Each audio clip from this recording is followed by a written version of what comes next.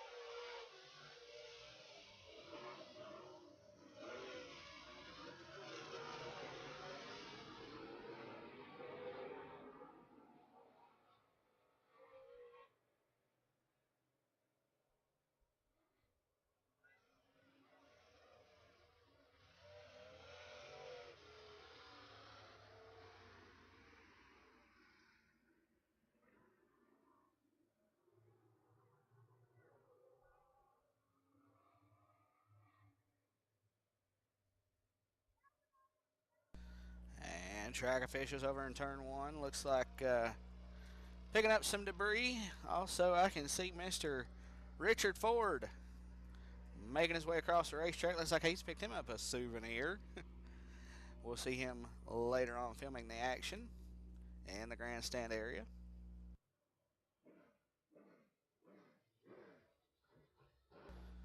And looks like that'll complete hot laps for the limited late model division.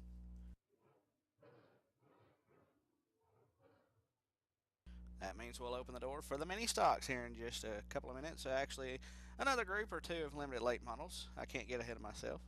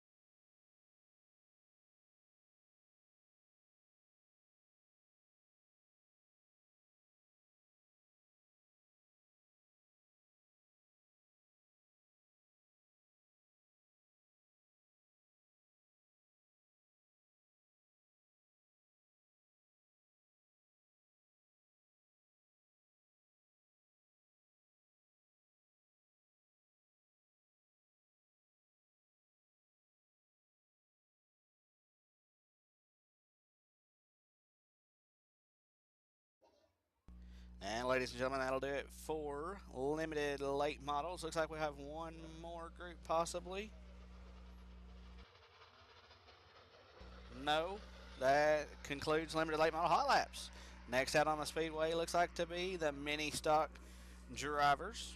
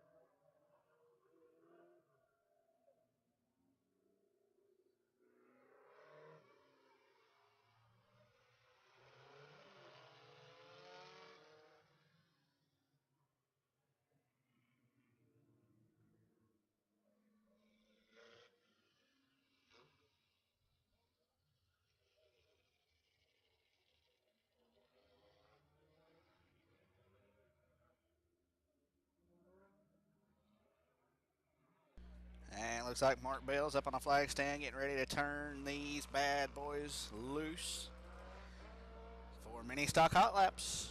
Next out on Speedway will be the final Group 2 hot lap, being the Sportsman Division.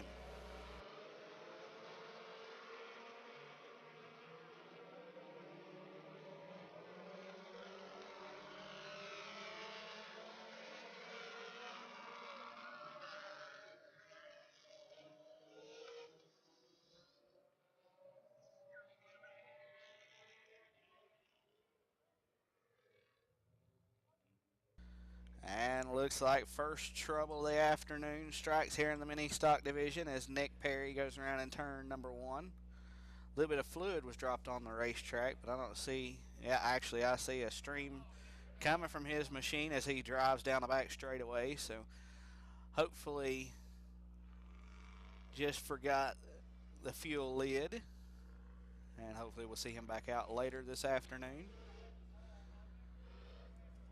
Makes his way down the front straightaway, a little bit of a stream under his machine, so he'll pull over to the garage area and see what's going on, and we'll see him out later on.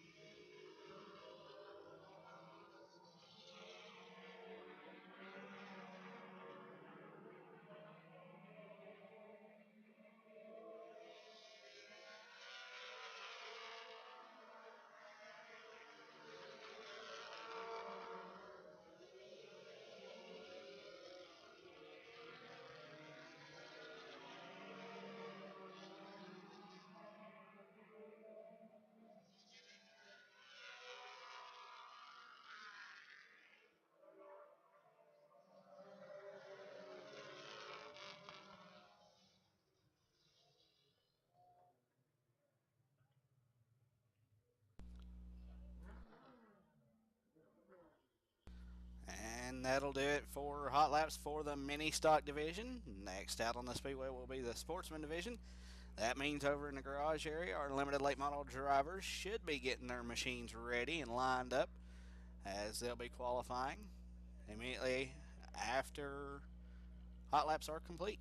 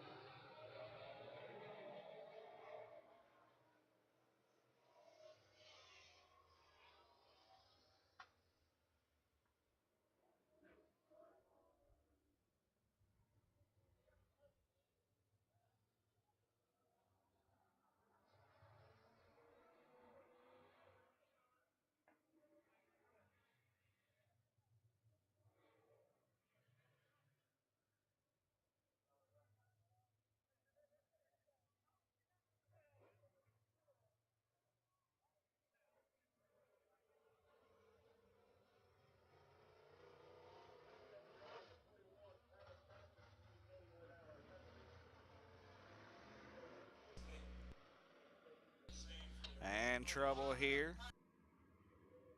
And the sportsman hot lap division, driver number 21, Travis Banther.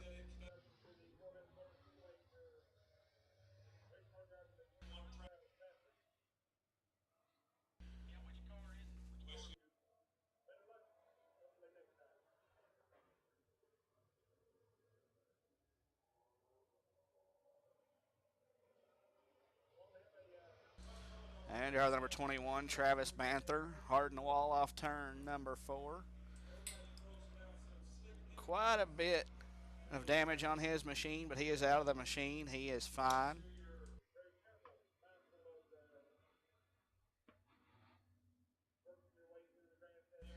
So hopefully they'll be able to get that machine back together for the feature.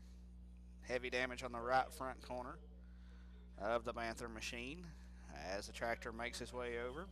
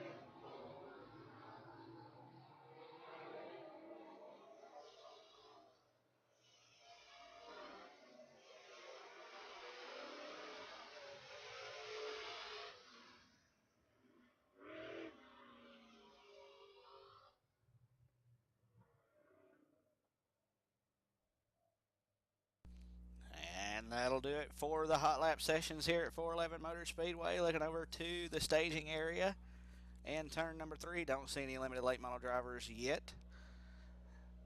They'll be called momentarily. They'll head out onto the infield area. They'll cross the scales, as is a custom here for our limited late model drivers. All competitors will be weighed across the scales. They'll be lined back up, and then we'll get underway with qualifying.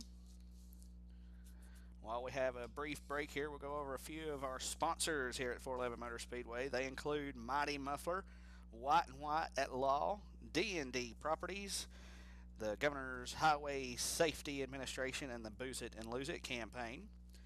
Exxon, JT Kerr Race Equipment, Bobcat of Knoxville, Severe Auto Parts, Speedway Market, You Junked It, Tennessee State Bank, Realty Executives, HVH, High Velocity Heads, Tennessee RV Sales and Service, and over there in turn number 3 in Victory Lane, Old Smoky Tennessee Moonshine, as well as West Haven Auto Parts, TennesseeRacer.com, Double H Race Fabrication, the Taxman Tax Services, and last but certainly not least, McCarter Lumber Company.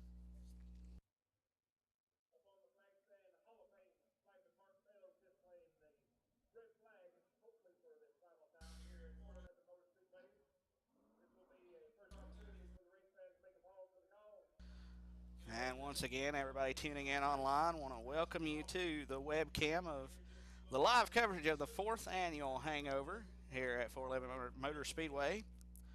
Want to give a shout out to a few people tuning in. Of course, first and foremost, my mother, Betty Hankins. Thanks for all your support and for listening in and giving feedback to me about the webcam audio. Also want to thank Josh and Carrie Zelenka, also giving some audio feedback. Also Tim Price and Rocky Rooftop, Rocky McNabb. Disappointed that Mr. McNabb's not running today, but understandably so as he gets ready for the regular season.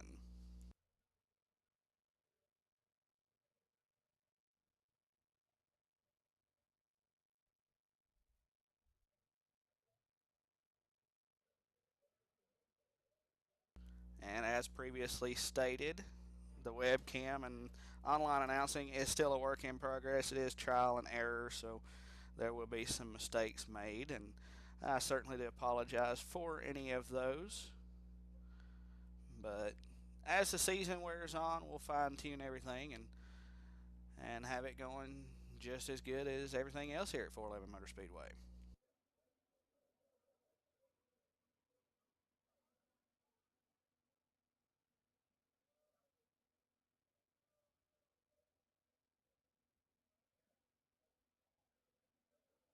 And while our late model drivers continue to get lined up, we'll go ahead and give you the qualifying order. First out on the Speedway will be the Triple X of Josh Chesney. Next out on the Speedway will be the 71 of Pierce McCarter. Then it'll be the D00 of Josh Driscoll, followed by the 7 of William Overby. Next out will be the number 1 of Ross White. Normally see him in the 0 machine, driving a borrowed machine this afternoon in the number 1. Next out on the Speedway to qualify would be the 52 of Ryan King, followed by the B00 of Josh Henry. Then we'll have the number 24 of Jensen Ford, followed by the 17 of Tristan Clausen. After that will be the number 29 machine of Jason Welshin. After Welshin will be the 32 machine of Jason Manley, followed by the 23 of Corey Hedgecock. After him will be the 119 of Josh Evans, followed by the 11 of Jason Cardwell. And the final 2 qualifiers will be the number 29 of Rusty Bellinger and the number 21 of Travis Banther. Travis Banther is signed in limiteds, but he did hot lap with the sportsman division, so did have a little bit of trouble with the wall. So I'd assume that we may not see him for qualifying if he is in fact in limited late models.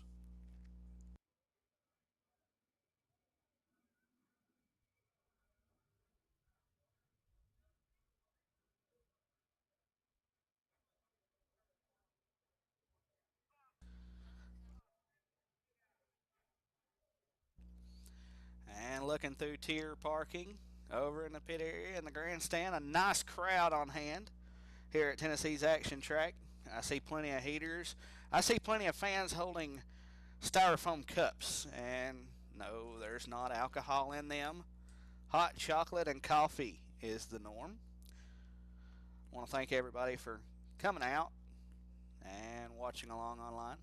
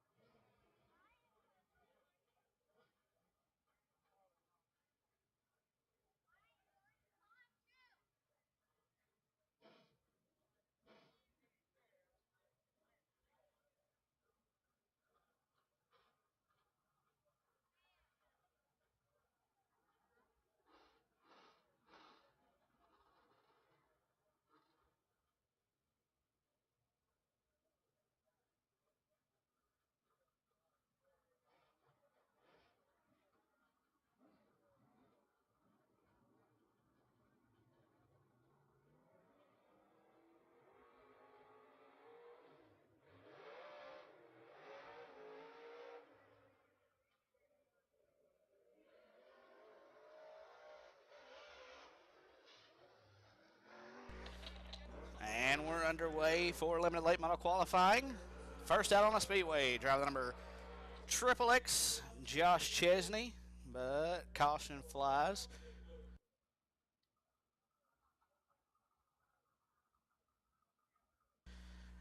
Debris on the front straightaway, so they'll send the XXX on around and he'll get another crack at it. Once again, limited late model qualifying underway as the XXX tags the wall in turn number 2. Still working on lap number 1. First lap will be a 16.766, 16.766.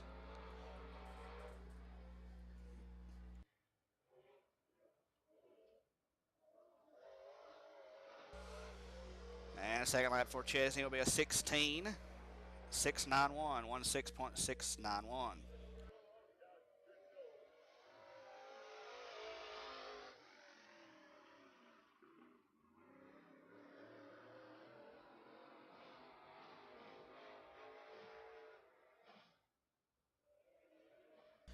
And next car out on the Speedway to qualify, driver number D00. This is Josh Driscoll.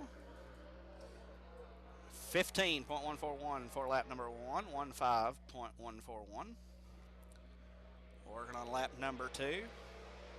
Checkered flag in the air, 14.815, 14.815. So he does pick up on his second lap.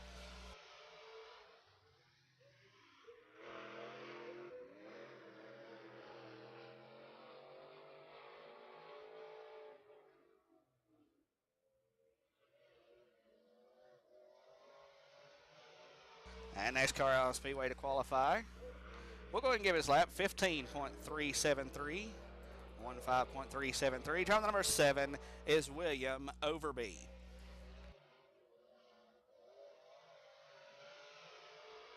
And second lap, 15.297, 15.297.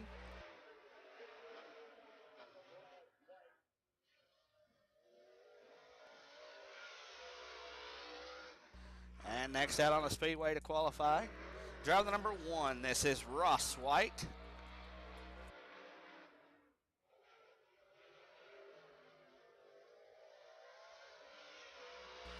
First lap will be a 14.620, 14.620 for Ross White.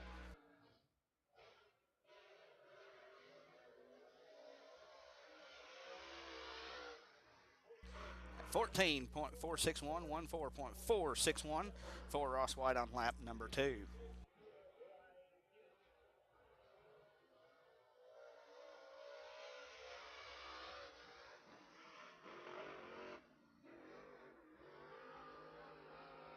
And next car out on the Speedway to qualify, he's driving the number 52. This is Ryan King. First lap, 14.740, 14.740.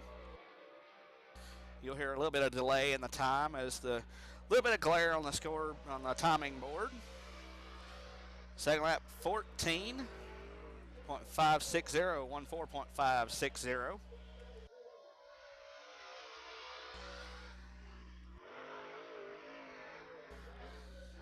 And next car on the Speedway to qualify, he's driving number B00. This is Josh Henry.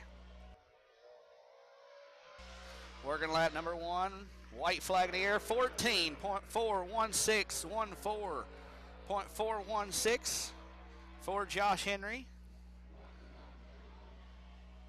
Working on lap number 2.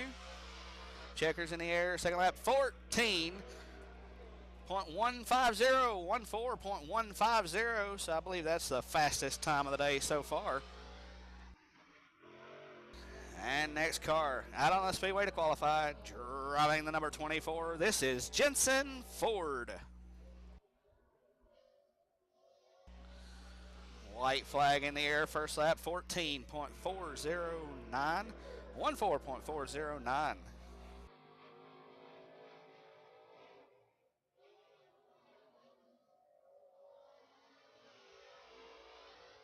And second lap, 14.048. 1:04.048 for Jensen Ford. I believe that'll be the fast qualifying time so far.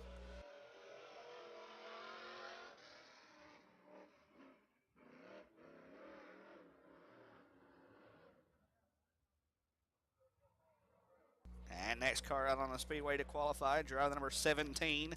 This is Tristan Clausen. And the debris we saw earlier in hot laps in turn one looks like it's off this machine. His first lap, 19.449, 19449. As looks like he's got a little handling issue on his machine. The whole front nose is off that machine as he sets sail into turn number 3. So off turn 4, checker flag in the air. Second lap, 18.517, 18.517.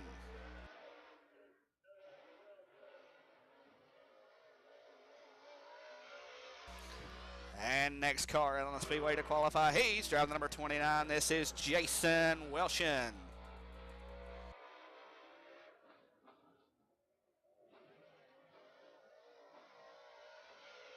White flag in the air, first lap, 14.530, 14.530 for Welshon on lap number 1.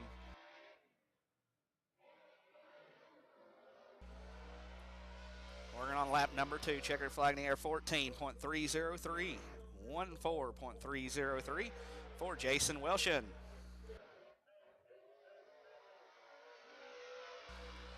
And next car out on the speedway to qualify, he's driving the number 32. This is Jason Manley.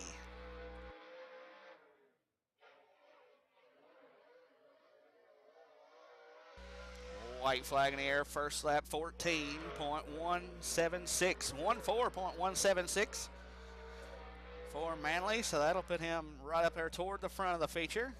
Still working on lap number 2, looking to be possibly a better one. 14.035, 14.035 for Jason Manley.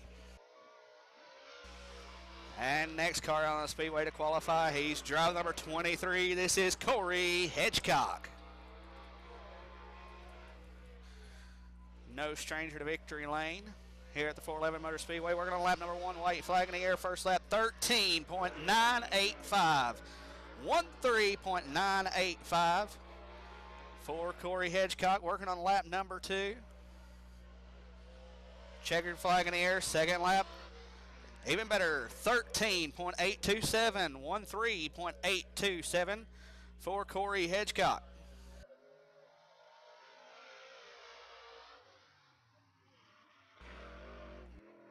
And next out on the speedway to qualify, he's driving the number 119. This is Josh Evans.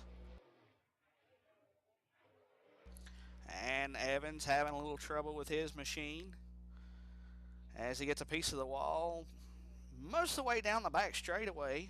Looks like possibly a right front shock broke on his machine as it leans over. So unfortunately he doesn't make a lap, so his time will just be dashes, unfortunately. Hopefully he can get his machine back together and we'll see him later on for the feature.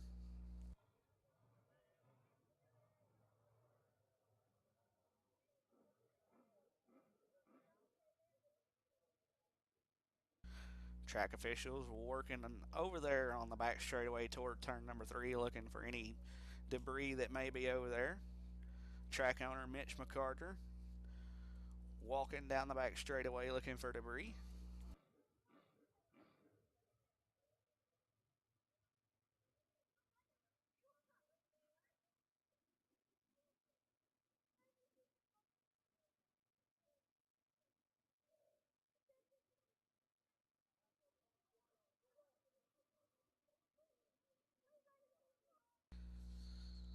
Once we do get qualifying underway, looks like it just a couple more moments here. We'll have our final 2 qualifiers, the 11 of Jason Cardwell and the 29 of Rusty Ballinger. Going to be hard to top the lap that Corey Hedgecock laid down. No stranger to setting fast time here last year. And looks to start the 2014 racing season off on a fast note.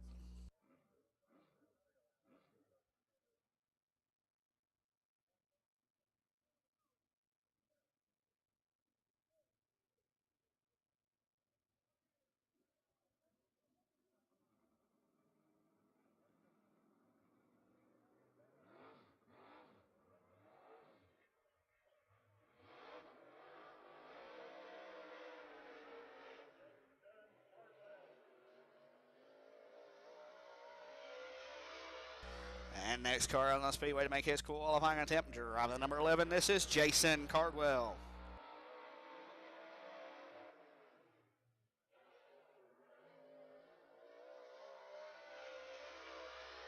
First lap, 14.311, 14.311 for Jason Cardwell on lap number 1. Working on his second qualifying lap. Checker flag is in the air, second lap, 14.064, 14.064 for Jason Cardwell. And that opens the door for a final qualifier here in the limited late model division. Driver number 29, this is Rusty Ballinger. Ballinger, the 2012 or 2013 winner of the championship. First lap, 14.786, 14.786 for Rusty Ballinger, last year's track champion.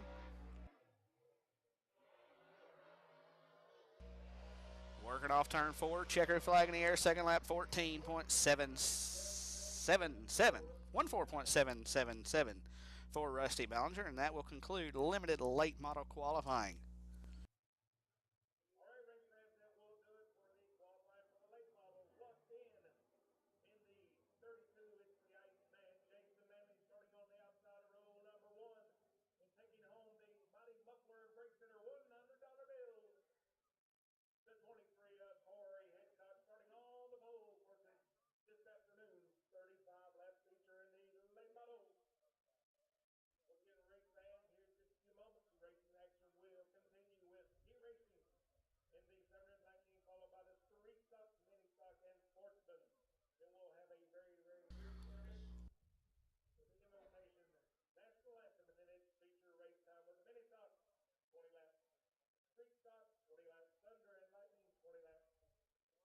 And next out on the speedway will be the Thunder and Lightning for their heat race.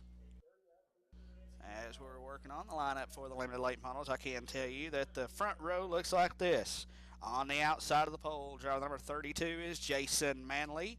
And your fast time qualifier starting on the pole, the driver number 23 is Corey Hedgecock.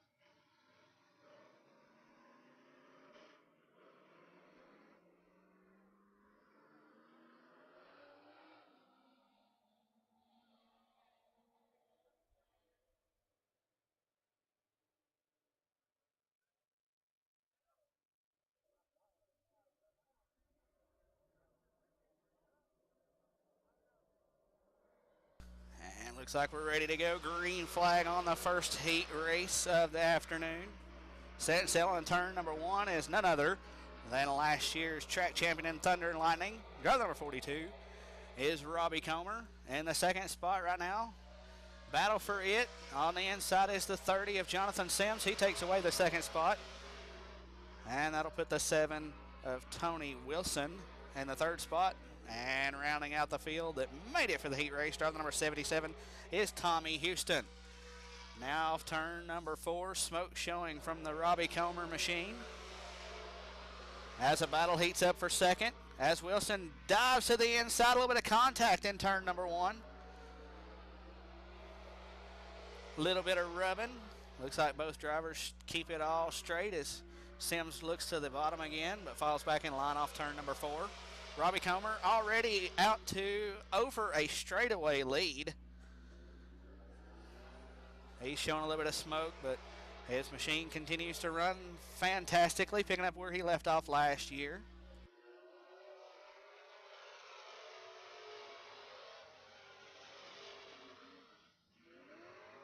And it looks like that'll complete lap number 5.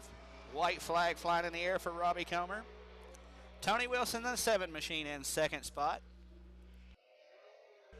And Jonathan Sims rounding out the top 3. And off turn number 4, checkered flag in the air. Robbie Comer in the 42 picks up the heat race win. And finally off turn 4, the 7 of Tony Wilson. And second with the 30, Jonathan Sims, and the 77 of Tommy Houston. That's your finishing order for the Thunder and Lightning heat race. Next up will be the street stock division, and I can say they will have 2 heat races.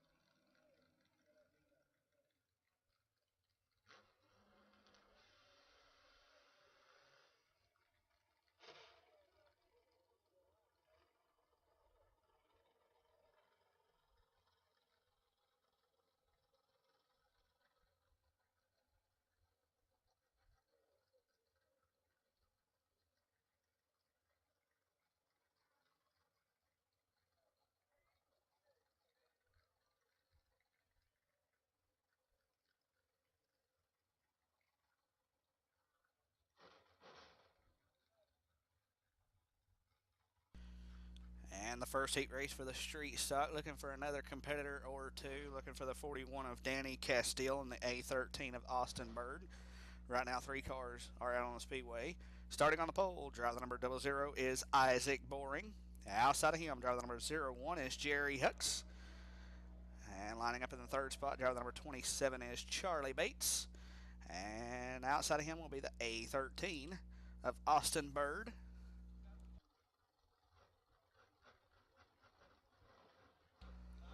And hearing on radio communication that the 41 of Danny Castile broke in hot laps, so hopefully we'll see him a little later on for the feature. All heat races are 6 laps in length, or 6 minutes time limit.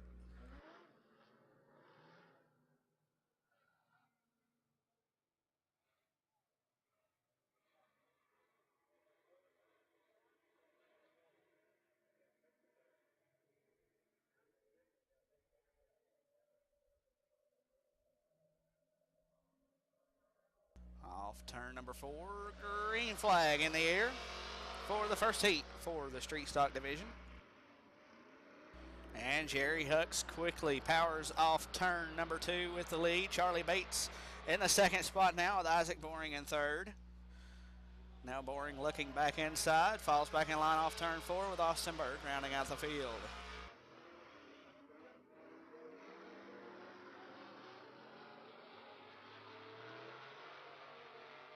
And caution out on the Speedway. Over in turn number 2, the 00 of Isaac Boring is around. And that'll be the first caution here on, I believe, lap number 1 for the street stock division.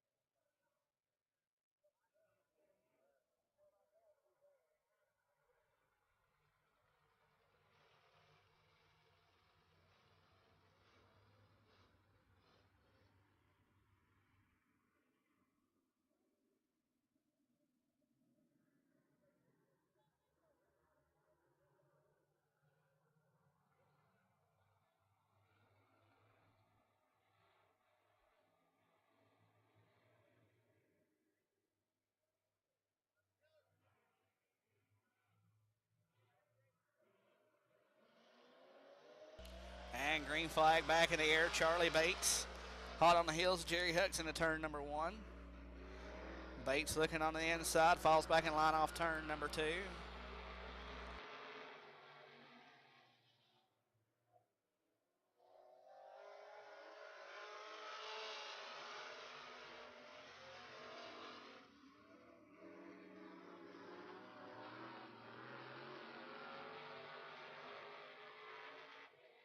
And looks like caution may be coming out. Still green, and caution finally comes out as the 00 in turn number 2 is around Isaac Boring. That'll be the second loop-de-loop for Mr. Boring.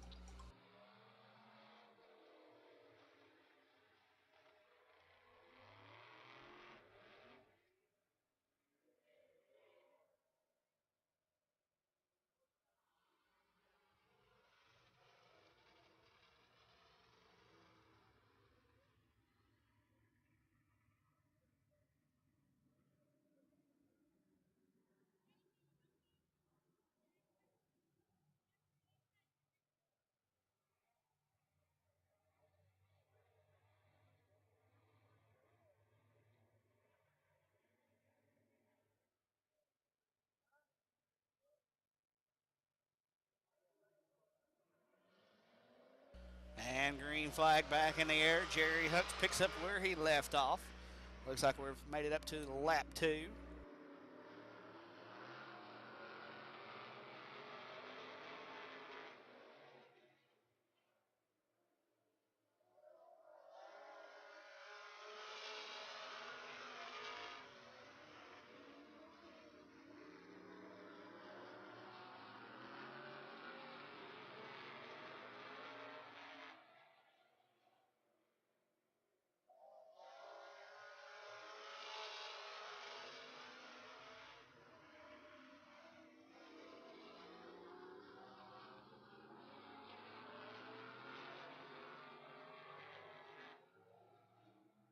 And Jerry Hucks works off turn number 4. White flag in the air. One more lap to go. Charlie Bates about a half straight or quarter straight away behind. And about a quarter straight away behind him is the A13 Austin Bird, and another quarter straight away back to the 00 of Isaac Boring. Off turn number 4. Checkered flag in the air. The winner of the first heat of the street stocks will be the 01 of Jerry Hucks, followed by the 27 of Charlie Bates, the A13 of Austin Bird, and rounding out the field, the 00 of Isaac Boring.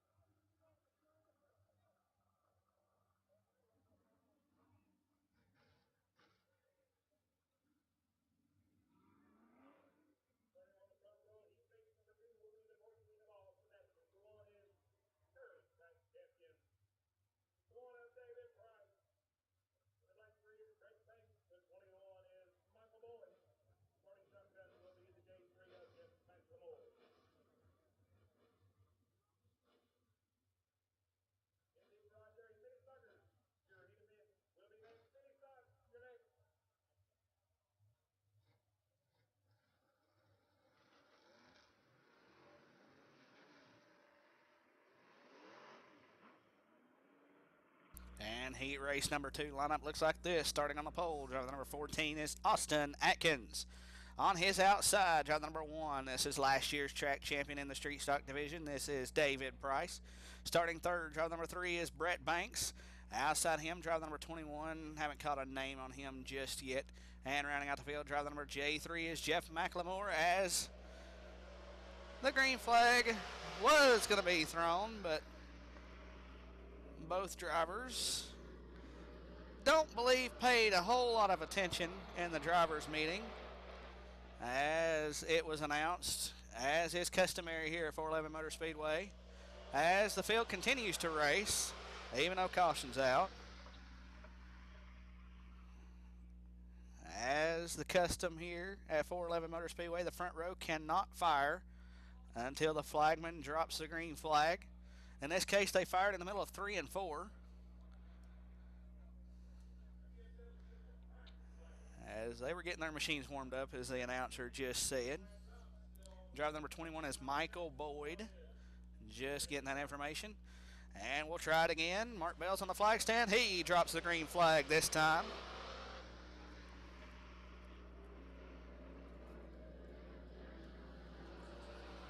Side by side for the lead off turn number 2. It's Austin Atkins and David Price.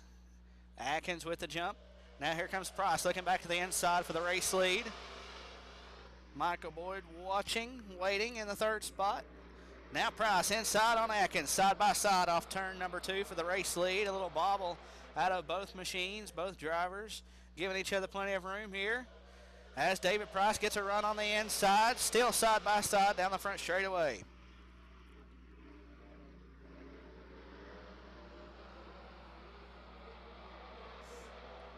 Now David Price slows up just a little bit. That opens the door for Michael Boyd to look to his outside. As Austin Atkins claims the race lead. Now smoke billowing from the 1 machine. Looks like possibly just a tire rub. Now off turn number 2. Smoke again into turn number 3. Looks like he's slowing his machine on down and possibly looking for a way off the racetrack as he slows down.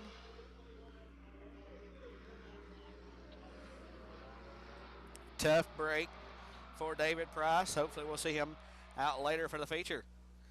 But right now, white flag in the air on this heat race. Taking the white flag is the 14 of Austin Atkins. The 21 Michael Boyd, and Jeff McLemore slides up in the third spot with Brett Banks rounding out the field.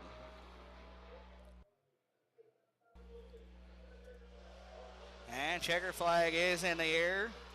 Taking the heat race win, driver number 14 is Austin Atkins, followed by the 21 of Michael Boyd, the J3 of Jeff McLemore, and the 3 of Brett Banks, with David Price, unfortunately, rounding out the field in the infield.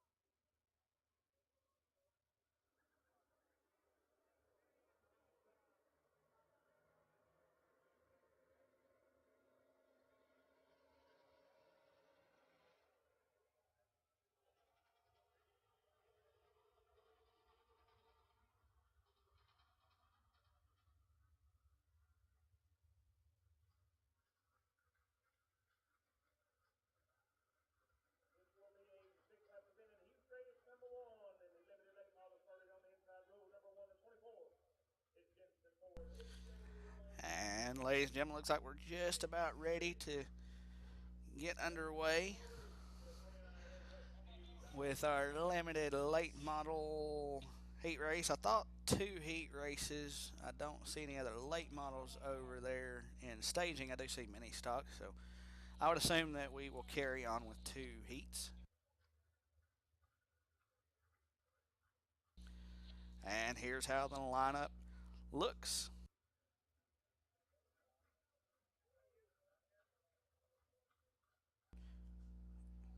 Starting on the pole, driver number 24 is Jensen Ford. Outside him, driver number B00 is Josh Henry. Starting third, driver number 1 is supposed to be Ross White.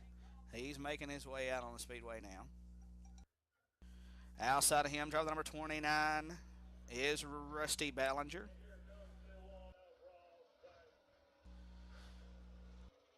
Starting in the 5th spot, driver number 7 is William Overby. Outside of him is supposed to be the number 17 of Tristan Clausen. And rounding out the field is supposed to be the 21 of Travis Banther, but looks like the 21 and the 17 will not make the call for the first heat race in limited late models.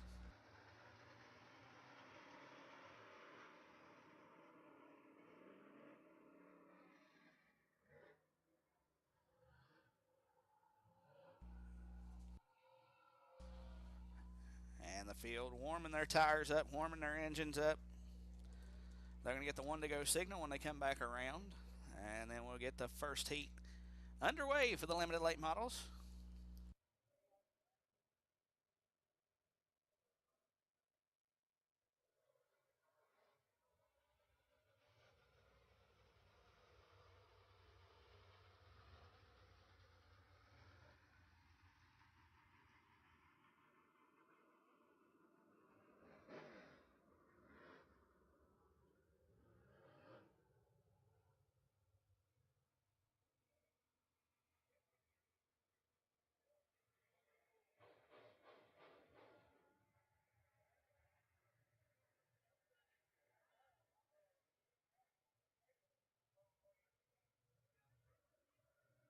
And Mark Bell's up on the flag stand, getting ready to drop the green. There it is, green flag in the air.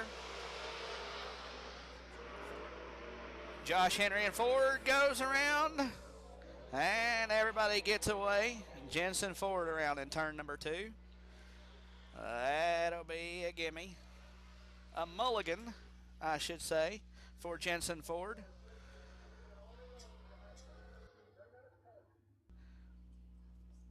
Per track rules, if there is not a completed lap, the field will be reset to the original running order, and any cars that do exit the speedway and head to the pits will have to tag the tail. Nobody hits pit road.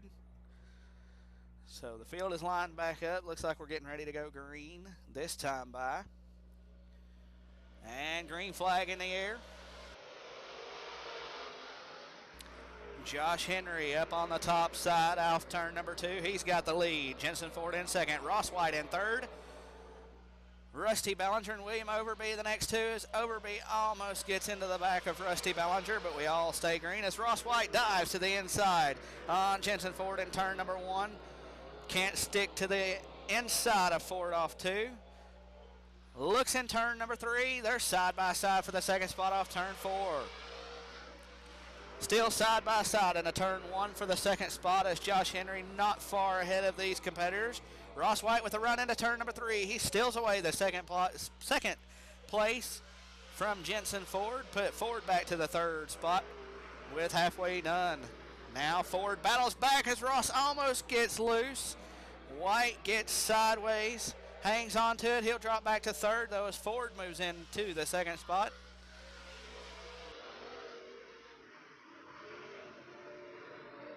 And Josh Henry and Jensen Ford both almost get the wall in turn 2 as the dust flies. As Henry takes the white flag, Ross White looking back to close the gap on Jensen Ford. He wants that second spot. Can't mount a run off turn number 2. And at turn number 3, he'll dive to the inside. Josh Henry takes the heat race win.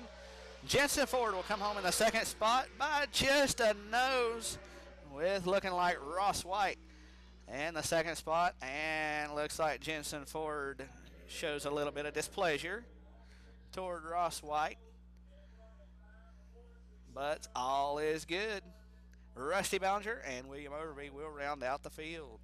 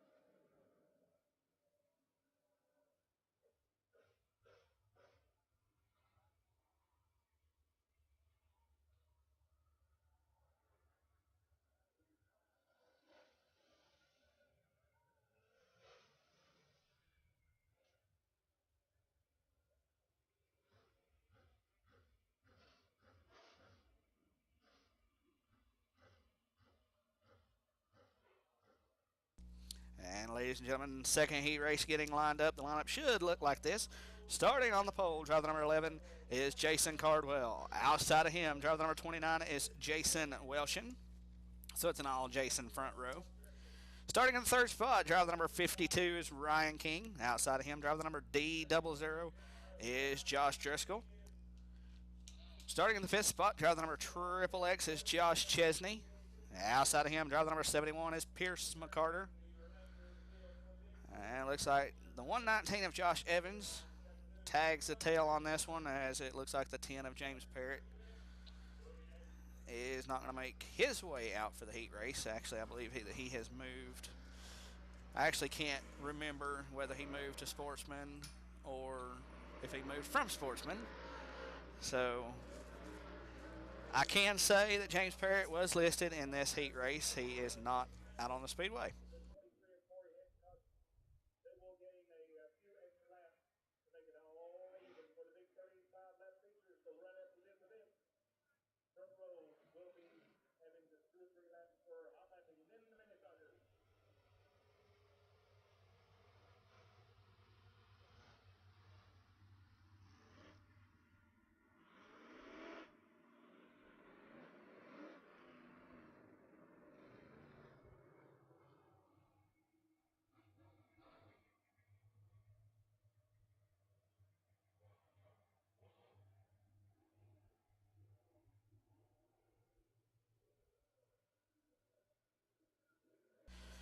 And Mark Bell's green flag in the air for the second heat. Battle of the Jasons into turn number one. Jason Welshin slides up top. Jason Cardwell takes the lead. Now Welshin powers to the inside, side by side off turn four for the heat race lead. Ryan King in third, Josh Driscoll in fourth. Now Cardwell with a run off turn number two. He's reclaimed the race lead. Welshin not going anywhere as he dives back to the inside but falls in line off turn four.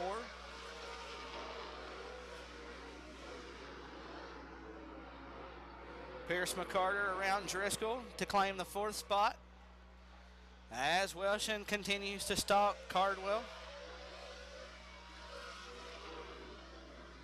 Halfway done in this heat race already.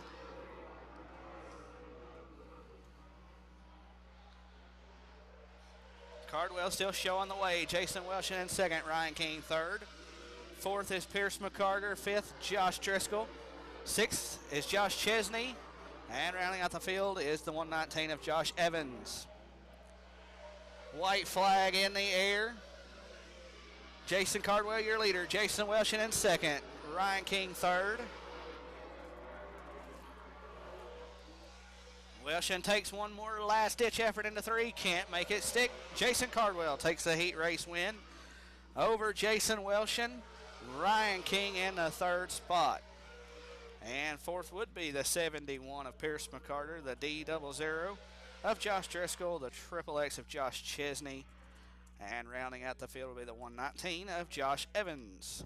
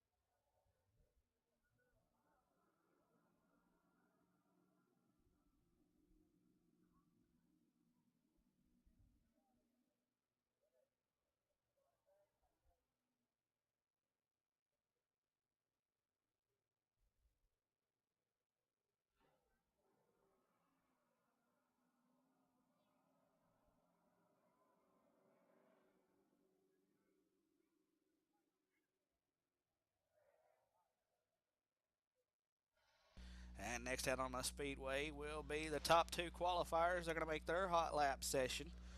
Going to get a few laps here to make sure their machines are dialed in for the feature later on. And the reason we do this is because all the other competitors got to run a heat race. They just got 6 laps on the Speedway. So we give our top two qualifiers a few laps to check out their machines, make sure it's dialed in.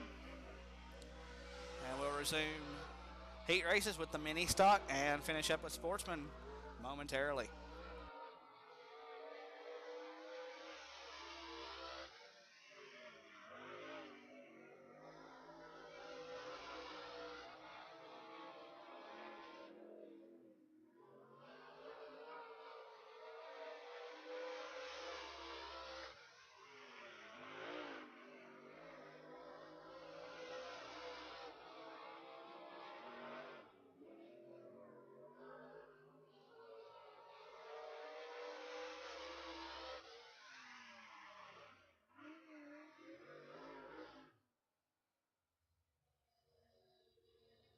And Mark Bell is on the flag stand, showing these couple of drivers the red flag. So that will conclude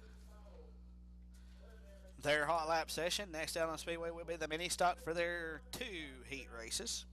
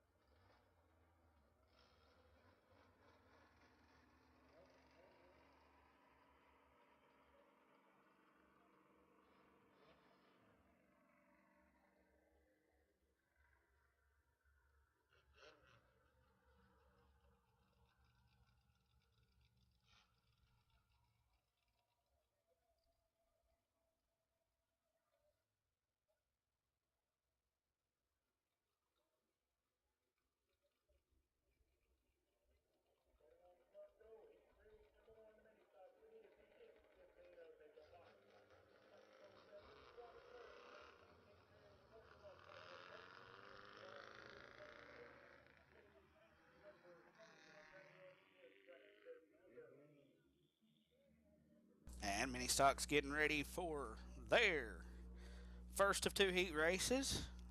And here's how the lineup looks like. Starting on the pole, driver number 15 is Mitchell Fox. Outside him, driver number 7 is Robert Burris. In the third spot, driver number 19 is Nick Perry. Outside him is the 41 of Michael Courtney. The R2 is next in line. That is Danny Tate. The 8 of Anthony Rayburn. Rounding out the field is the X car of Brandon Cooper. And green flag in the air.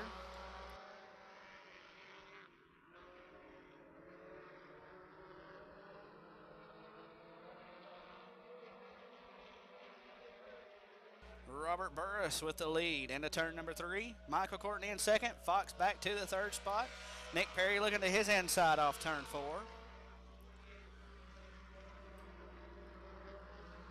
Michael Courtney all over the rear spoiler, the rear bumper, I should say, of Robert Burris. Gives him a little shove into turn number 3, but stays in line. Now off turn 4.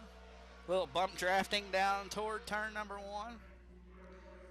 Robert Burris continues to show the way. Now Michael Courtney with a run. He pulls to the inside off turn number 2.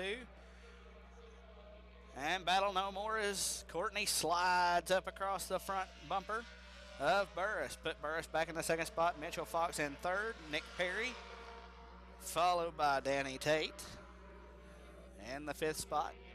And 6th is 8 of Anthony Raper. And rounding out the field is Brandon Cooper.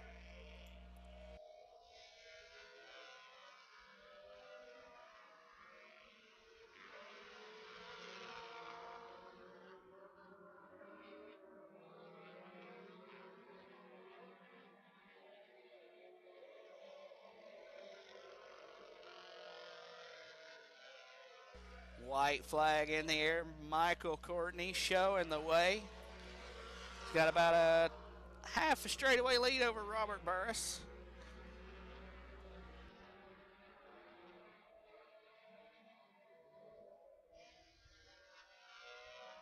And checkered flag in the air. It is Michael Courtney taking the win. Second place is Robert Burris. Third spot will go to the 15 of Mitchell Fox. The 19 of Nick Perry finishes up in the 4th spot. R2 Danny Tate, the 8 of Anthony Raper, and the X of Brandon Cooper rounds out your field.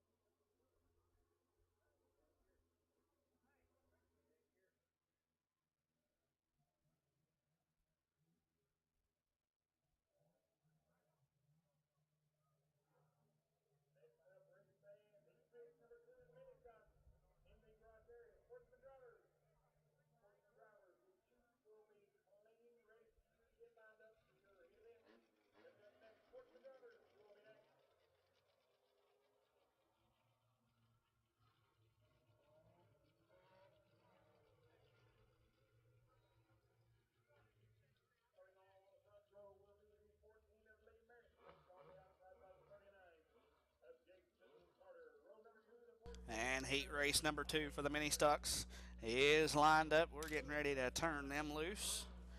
And here's how they line up. Starting on the pole, driver number 14. This is Lee Merritt. Outside him, driver number 39 is Jason Carter. Starting third, driver number 44 is Tommy Mittler. Outside him, driver number 29 is Mike Townsend.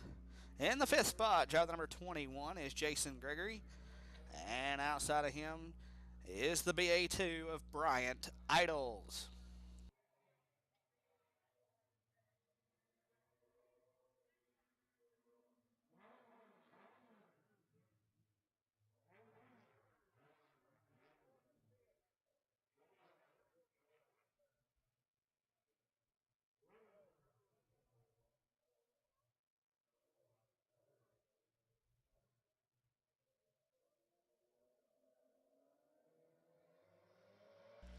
And green flag in the air for the second heat race for the mini stockers.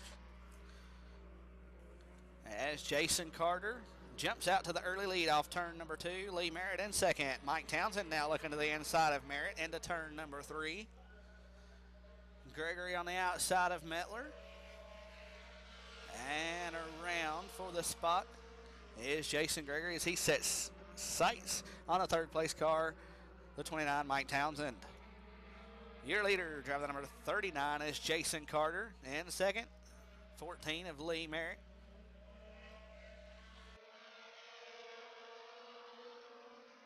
As the field clicks off lap number 2, Mike Townsend trying to close the gap on Merritt. As we got a car around in turn number 1, it is Tommy Mettler.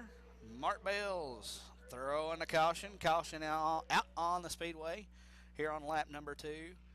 Caution should be called on the 44 of Mettler, so he'll line up on the tail of the field. We'll get them all lined back up, and we'll go back heat racing momentarily.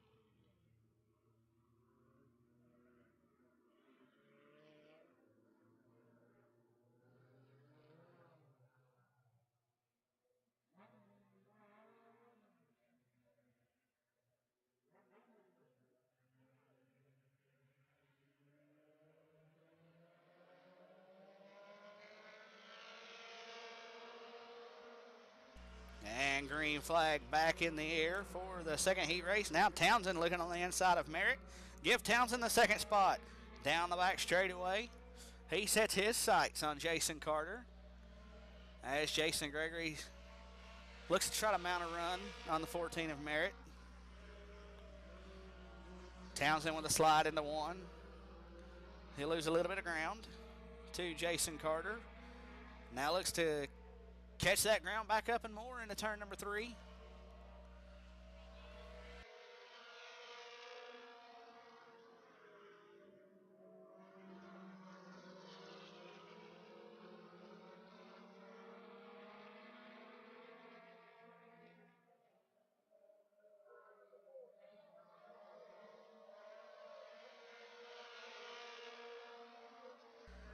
White flag in the air.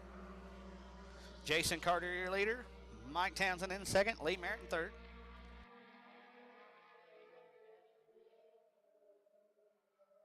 And off turn 4, checkered flag in the air.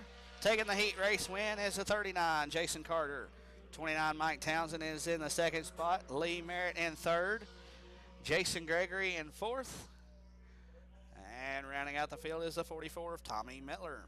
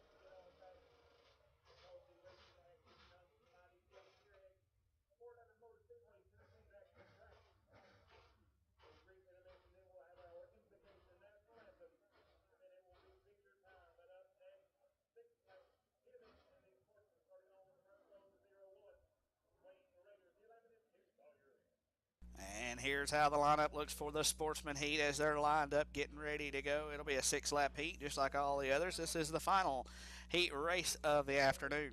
Starting on the pole, driver number 01 is Wayne Rader. Outside him He's driving the number 11 machine. That is Kip Sawyer in the third spot.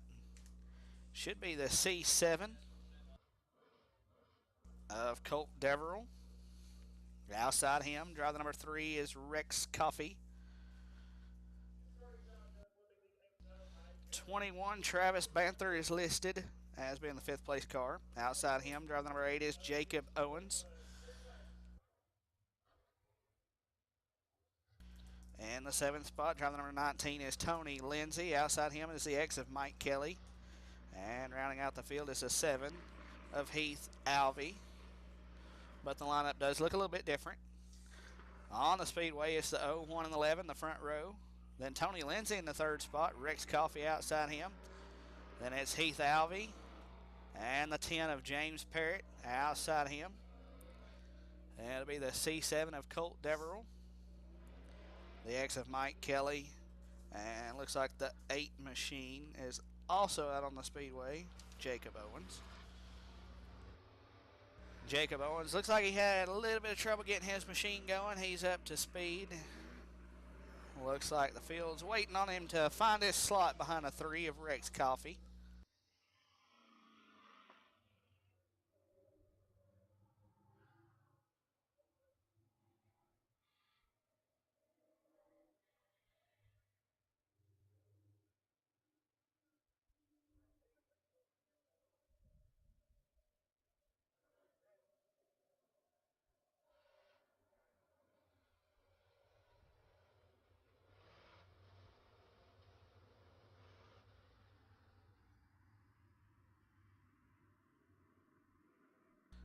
And the field getting the one to go signal. That means we'll be going final heat race action of the day. Green flag coming up and about a half lap.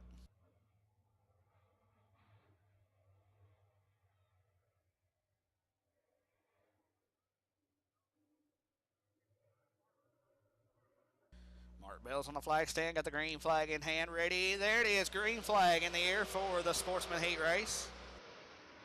Taking the early jump into turn number 1 is the 01 of Wayne Rader. Kip Sawyer in second. Heath Alvey in third. James Parrott in fourth. Colt Deverell in fifth. Rex Coffey to the inside of Tony Lindsay. Now 3 wide for the race lead in turn 2. Heath Alvey steals away the second spot. Kip Sawyer in third, side by side for the lead. Wayne Rader, your leader. Heath Alvey looks to the inside in turn 1, side by side off turn 2. Sawyer now with a bobble. He's sideways. That'll allow James Parrott to fly around his outside. Still side by side for the race lead. Heath Alvey will steal the lead down into turn number 1. Heath Alvey, your new leader. Wayne Rader in second.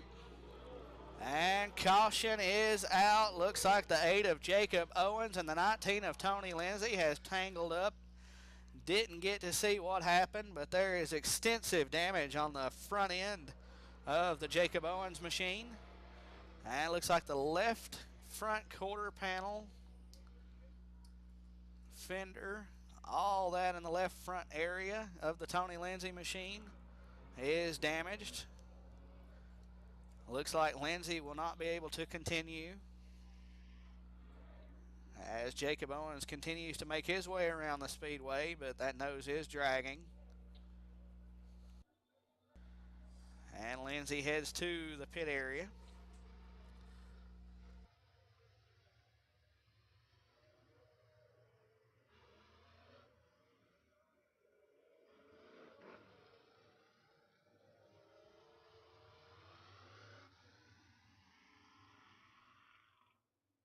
Track officials working off turn number 4 here, picking up pieces of debris. Pieces off both machines. And all the track officials heading toward the infield. So that must mean we're getting ready to go back to green flag racing here in the Sportsman Heat.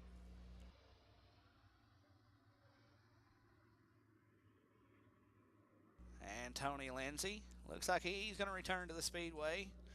His crew looked everything over, gave him the thumbs up. He'll have to restart shotgun on the field.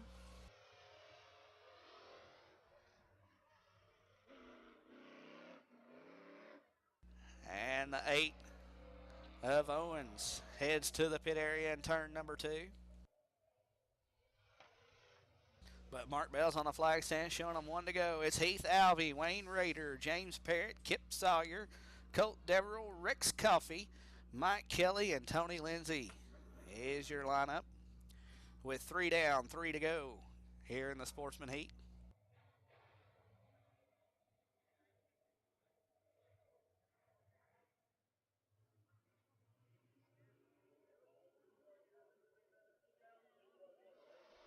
Green flag in the air. Heath Alvey sits still into turn number 1. He gets sideways, tries to hang on. That allows Wayne Rader to re-steal the lead down the back straightaway.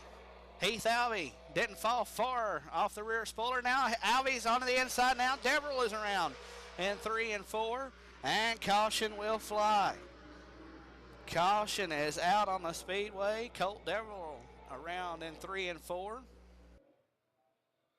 Looking at the scoreboard, we're still on lap number 3, so Heath Alvey will reclaim the race lead. When we went green, Heath Alvey dove it into turn number 1, got sideways. That allowed Wayne Rader to take the lead, but as the C7 machine of Colt Deverell went around in 3 and 4, Alvey was in the process of reclaiming the race lead. But once the caution flies, we revert back to the previous completed lap. And that'll put the lineup the way it was just a moment ago when we went green, with the exception of Colt Deverell tagging on the tail of the field.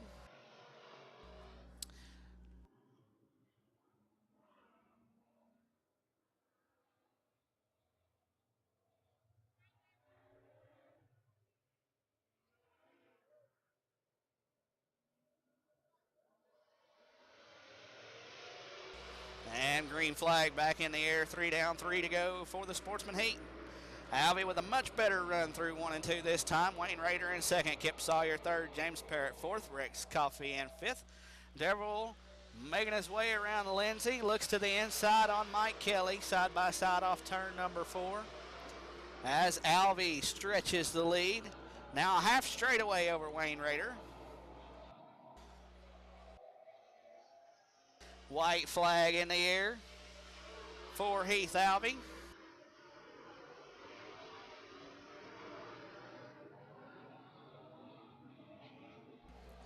And checkered flag in the air. Heath Alvey picks up the heat race win in Sportsman. Followed by the 0-1 of Wayne Rader, the 11 of Kip Sawyer, the 10 of James Parrott in 4th. 5th place will be the 3 of Rex Coffey. Nice recovery for Colt Deverell in 6th. 7th will be the X of Mike Kelly. And rounding out the field will be the 19 of Tony Lindsay.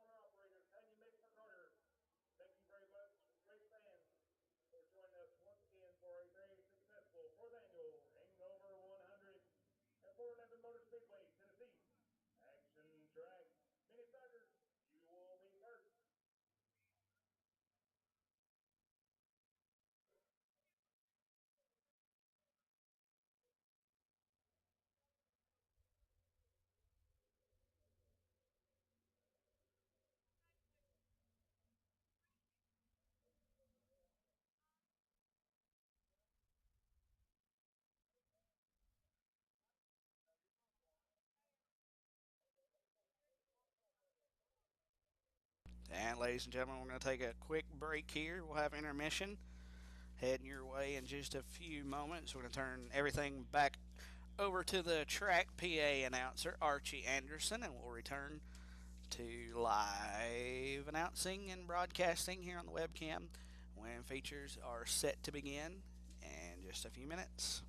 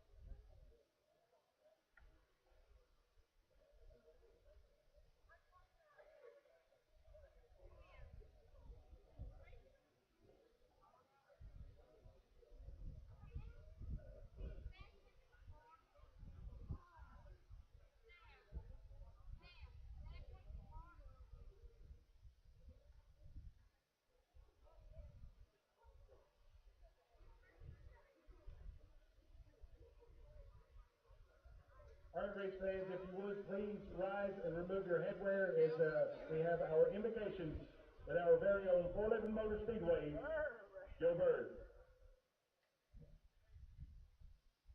Let us pray.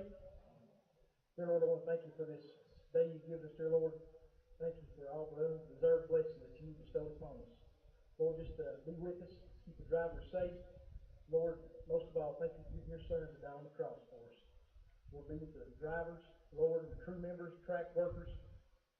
Keep everybody safe. God, I pray. Amen.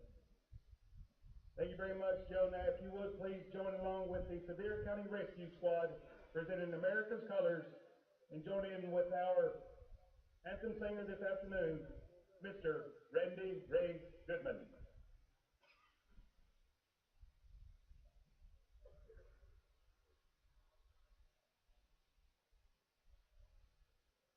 Oh, say, can you see the dawn's early light? What so proudly we hailed at the twilight's last gleaming, whose well stripes and bright stars through the perilous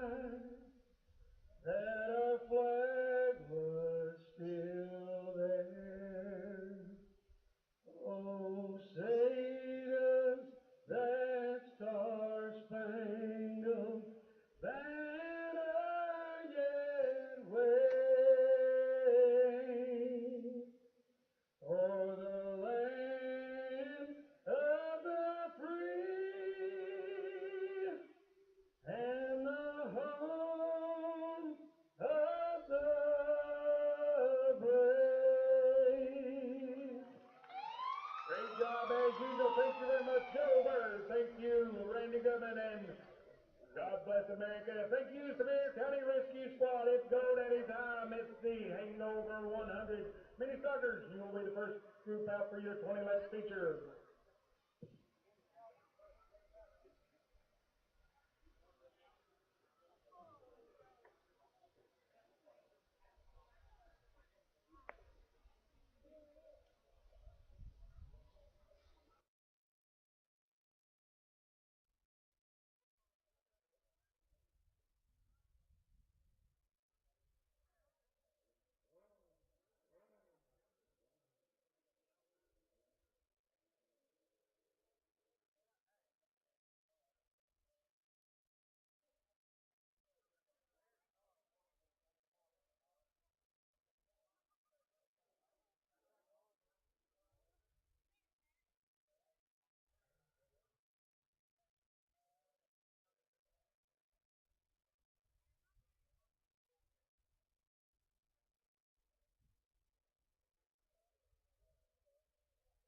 Once again, before we get started with the live racing action, we always like to welcome and thank our wonderful sponsors.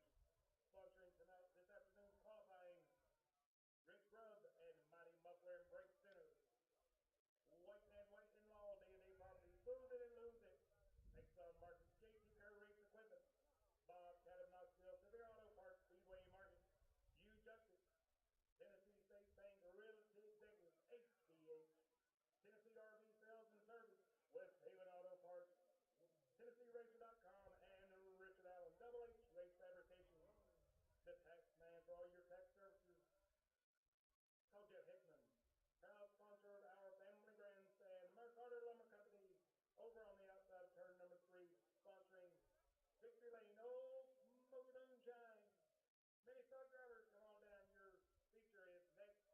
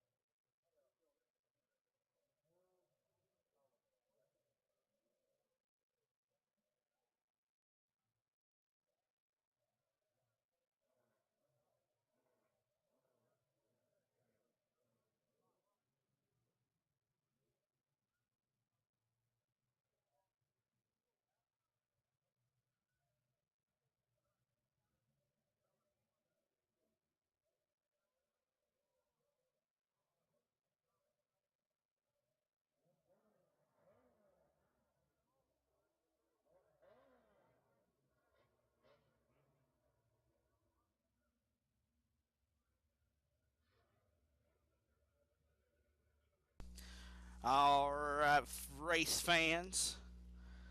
Thanks again for tuning in to the 4th annual Hangover. We are set to go. Feature racing. First feature out on the Speedway will be the mini stock.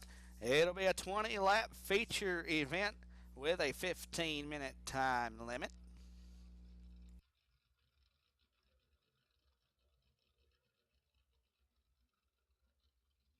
And the lineup looks like this. Starting on the pole, driver number 41 is Michael Courtney. Outside him, driver number 39 is Jason Carter. Starting in the third spot, driver number 7 is Robert Burris. And fourth is the 29 of Mike Townsend. In the fifth starting spot, driver number 15 is Mitchell Fox. Sixth place, lining up will be the 14 of Lee Merritt. Seventh will be the 19 of Nick Perry. Eighth will be the 21 of Jason Gregory. And the ninth starting spot, driver number 2 is Danny Tate. Outside him, driver number 44 is Tommy Metler. In the 11th spot, driver number 8 is Anthony Raper. Outside him is the BA2 Bryant Idols. And rounding out the field, driver number X is Brandon Cooper.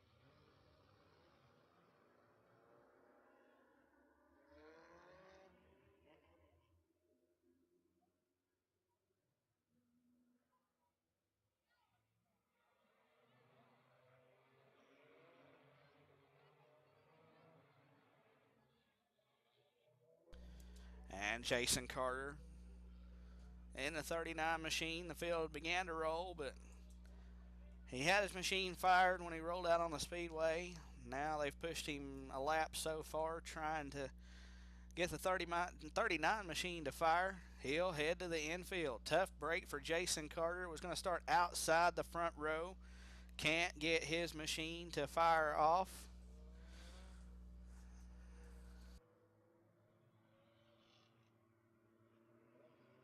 Now the field stopped and the 41 stopped. He couldn't get his machine going, so now he'll be pushed off.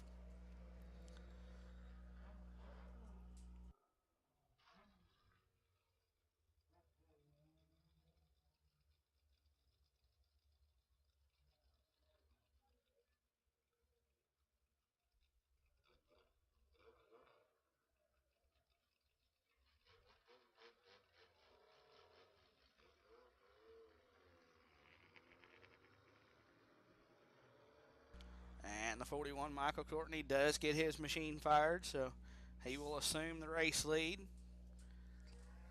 Unfortunately, for the 39, can't get his machine going, so that'll move the entire outside row up a row.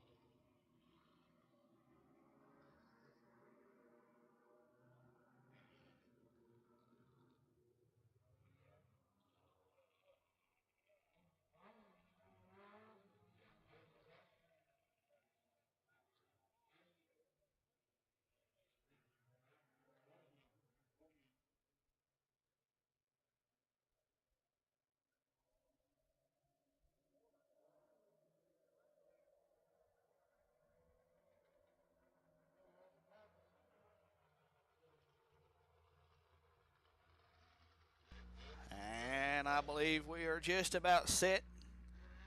Got a substitute flagman on the flag stand. Seth Russell on the flag stand, showing the field the one to go. That means we'll be going green flag racing for the first feature of the 2014 racing season here at the 4th Annual Hangover at 411 Motor Speedway. Once again, it'll be a 20-lap feature event. Courtney and Townsend, your front row, ready to go. Green flag in the air. And we're underway.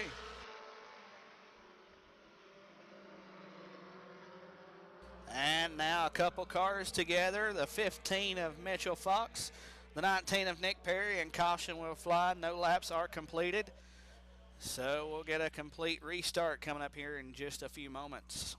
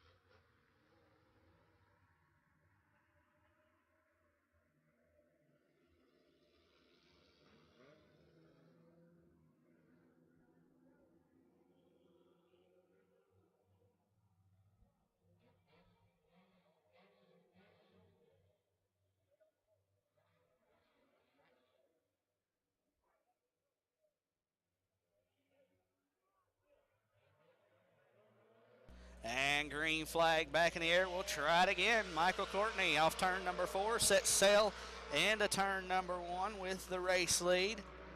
Mike Townsend in the 2nd spot. It's a dogfight for the 3rd spot. Lee Merritt on the outside. Robert Burris inside. Jason Gregory's there. Nick Perry's there. The high line looks to be the prevalent line so far. Now Burris gets into the 19 of Nick Perry as Fox goes around in 2. Just behind them. And caution will fly once again. This time though on lap number 1. Caution out for the 15 of Mitchell Fox around in turn number 2.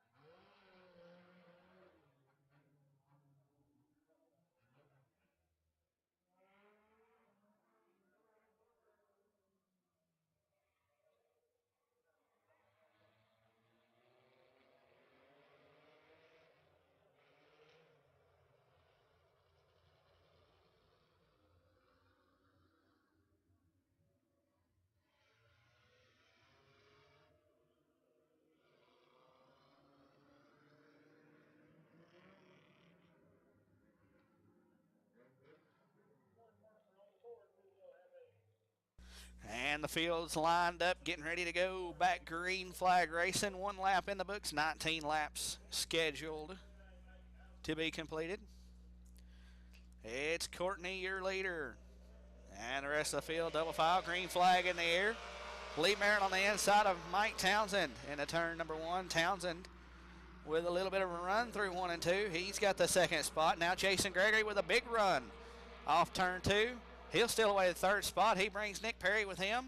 Lee Merritt and Perry side by side with Perry up on the top line. Now Perry around Merritt for the 4th spot, but now Perry with a handling issue. He'll give up the 4th spot back to Lee Merritt. It's Michael Courtney, Mike Townsend, Jason Gregory, Lee Merritt, and Nick Perry, your top 5.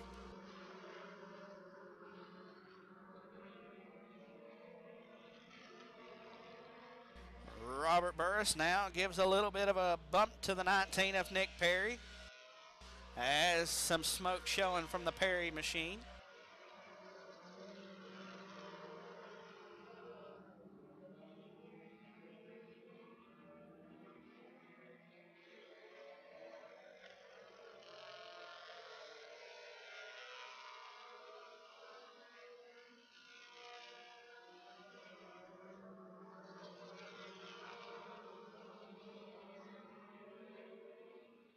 And Nick Perry into the wall in turn number 2. And Mitchell Fox is around. Caution will fly. Looks like the caution may be called on Fox. Once again, caution is out. Nick Perry into the wall in turn number 2.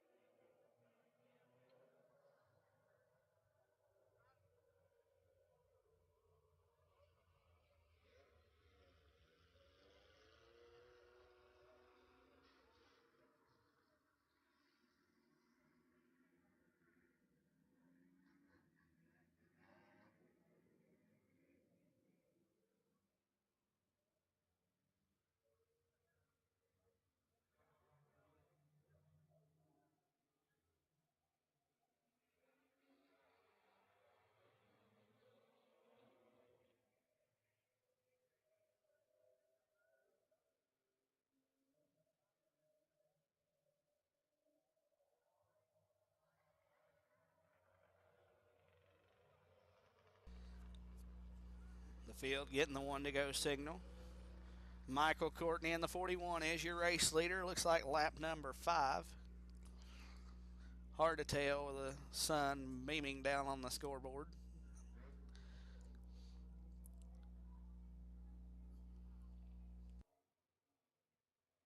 Jason Gregory lining up on the inside of the front row, if you will. Delaware double file restart here with Michael Courtney, the lone car on the front row. Mike Townsend lining up in third.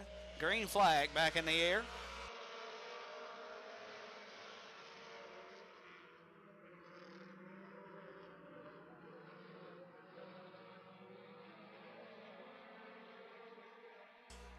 Now Jason Gregory around Townsend to claim the second spot, but Mike Townsend ain't done. He pulls to the outside of Gregory off turn number 4. He'll reclaim the second spot.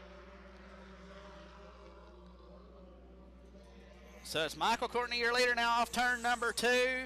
The 44, Tommy Mittler, goes for a loop. And the caution flag will fly once again. And looks to be 5, maybe 6 laps are displayed on the scoreboard.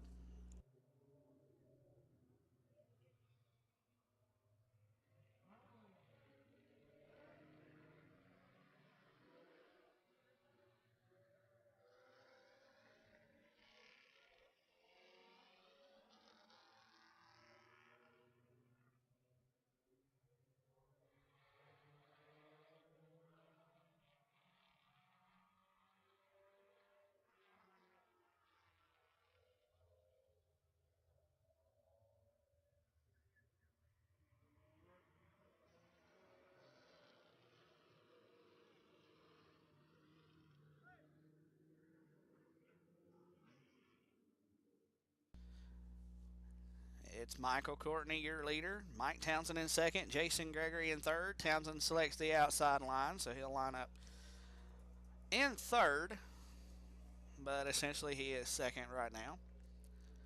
Lining up third is the 7 of Robert Burris. Outside of him is the 14 Lee Merritt, the 2 of Danny Tate. Outside him is the 8 of Anthony Raper. Then it's Mitchell Fox.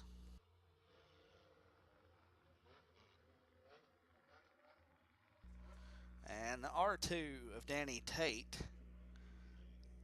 The 2 that's on the inside of Anthony Raper, I believe, would be the BA2 of Bryant Idols. Then Tommy Mittler and the X of Brandon Cooper rounding out the field as we're set to go green flag this time by.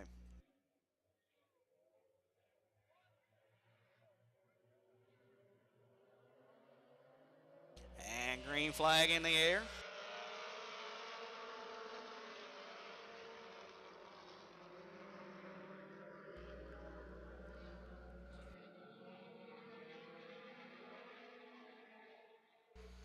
Michael Courtney, your leader. Mike Townsend in second. Lee Merritt claims the third spot. That drops Jason Gregory back to fourth. Robert Burris just behind him with Bryant Idols in the sixth spot. Now Idols gets sideways. He'll run through the infield just a little bit. He'll lose 4 spots as he gathers his machine back up and we stay green.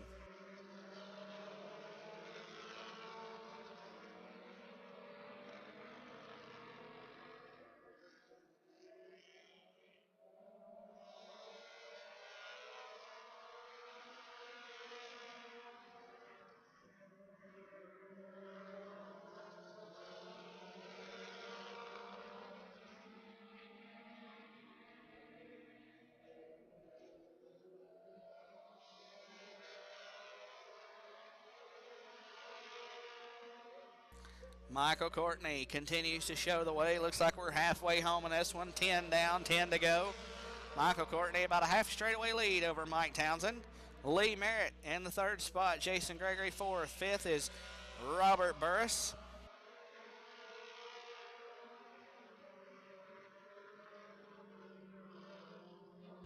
And sixth spot is the R2 of Danny Tate. Now a couple cars tangle on the front straightaway. Caution is out. Didn't get to see who started all that, but Anthony Raper went for a slide into the infield.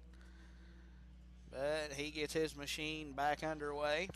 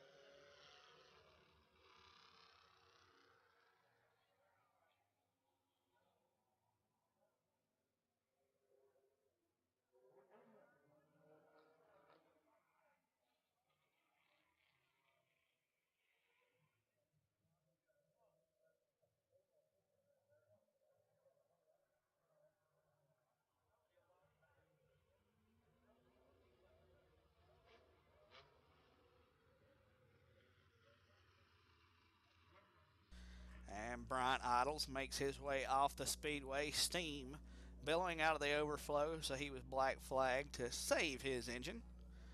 And we are set to go back to green flag racing. 11 laps down, 9 laps remain here in the mini stock feature at the 4th annual hangover.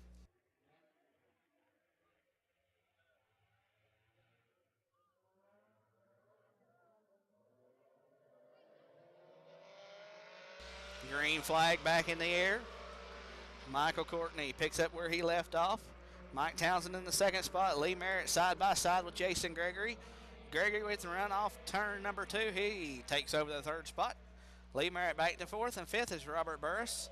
Mitchell Fox in the sixth spot, making his way back up through the field nicely. Anthony Raper Pulls to the inside of the R2 of Danny Tate. They make a little contact, but they stay straight. We stay green. Spoiler hanging loose on the R2 of Danny Tate.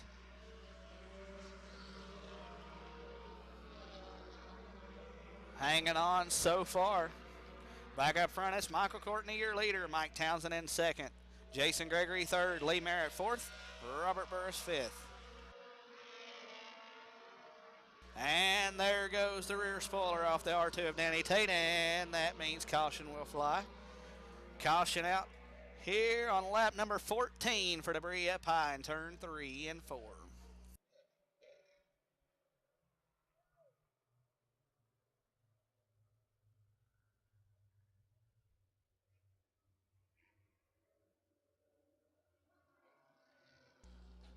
And coming straight from the radio communication, time has expired on this feature. It will be a green-white checker, 2 laps to decide the feature winner here in the mini stock division.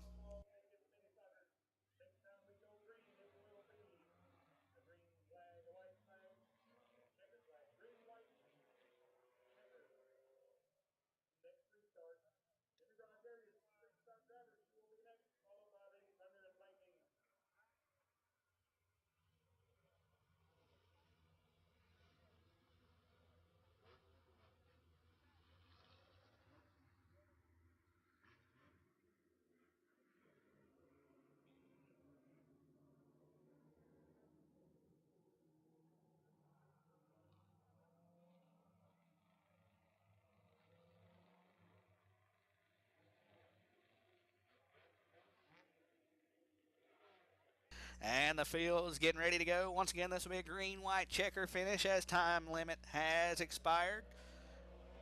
Green flag in the air. Michael Courtney shows the way off turn 4.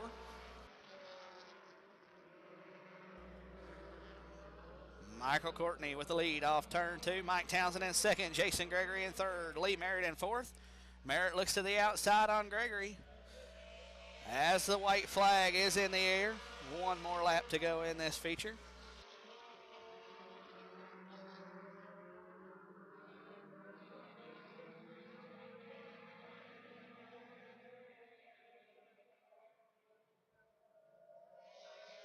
And checkered flag in the air. Michael Courtney picks up the feature win. Mike Townsend in second. Jason Gregory in third. Fourth will go to Lee Merritt. Robert Burris fifth. Sixth looks to be Anthony Raper. Seventh is the 15 of Mitchell Fox. And rounding out the field will be the 44 of Metler and the R2 of Danny Tate.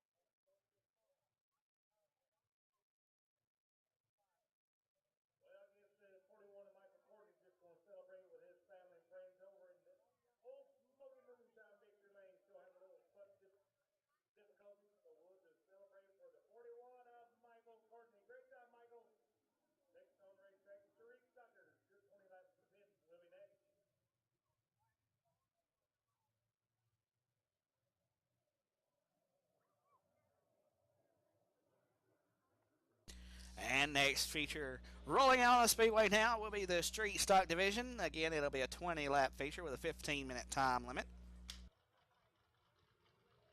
And the feature lineup looks to be like this. Starting on the pole, driver number 01 is Jerry Hucks. Outside of him, driver number 14 is Austin Atkins.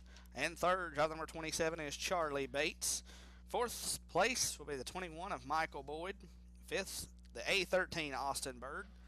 Outside of him in the sixth starting spot, driver number J3 is Jeff McLemore. And the seventh spot should be the 00 of Isaac Boring. And the eighth spot, driver number 3 is listed as Brett Banks, and rounding out the field will be the one of David Price.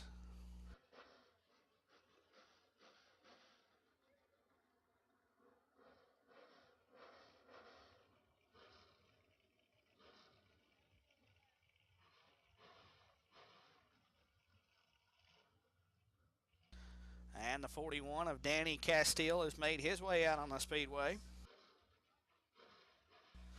Also another competitor driving the number 18 machine.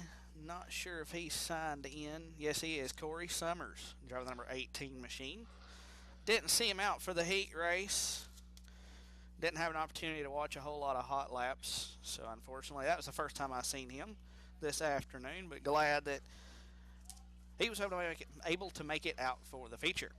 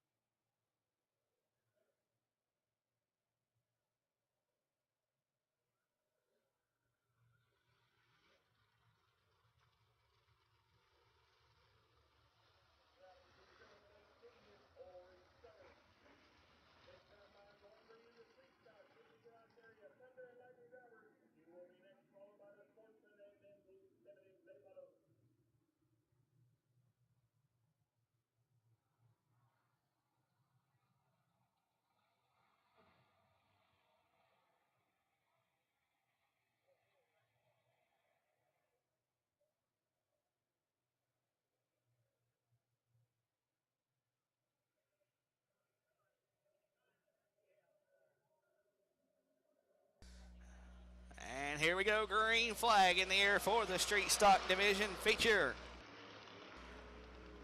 Austin Atkins sets his machine up, and he's in the second spot.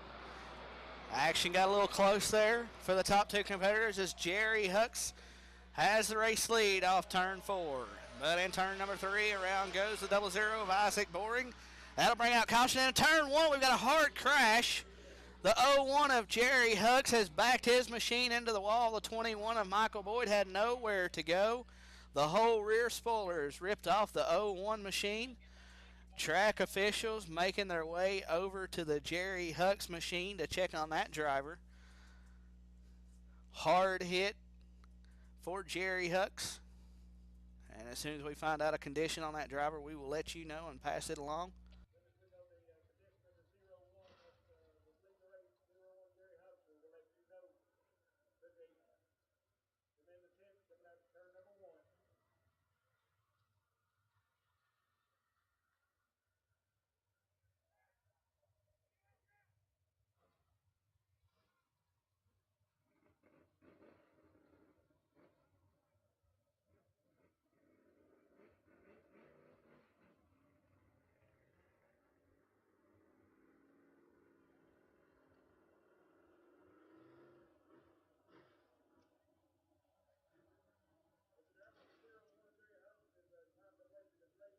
And Jerry Hucks has climbed from his machine. Track officials still looking him over, making sure everything's okay. He seems to be fine as he's standing and speaking to track officials. So definitely glad to hear it. definitely a hard hit. Michael Boyd over there looks like he doesn't even have a tire on the left rear. Looks like just a wheel. So he'll be heading pit side as he climbs from his machine, surveying the damage.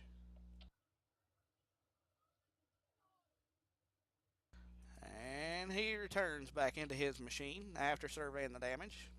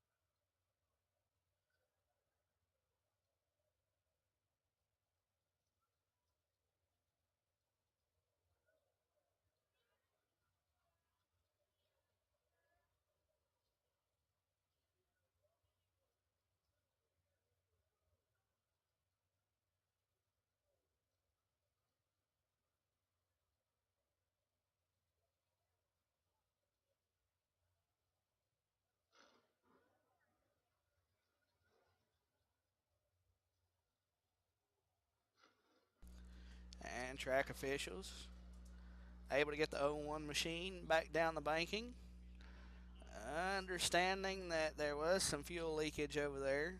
Don't quite see a big puddle, but track officials nonetheless being very gingerly not to spark a fire on his machine.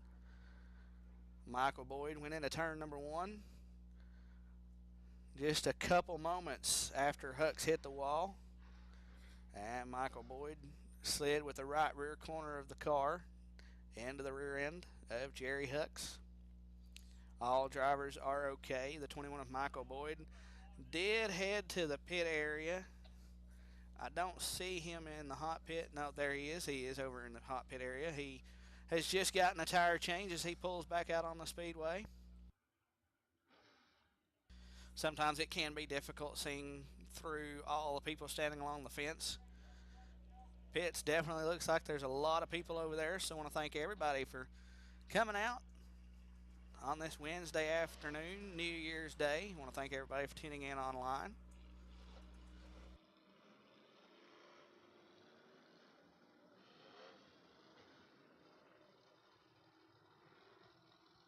And the track is clear, the lineup's good. We're getting ready to go back to green flag racing. And once again, that caution was with no laps complete, so it'll be a complete restart.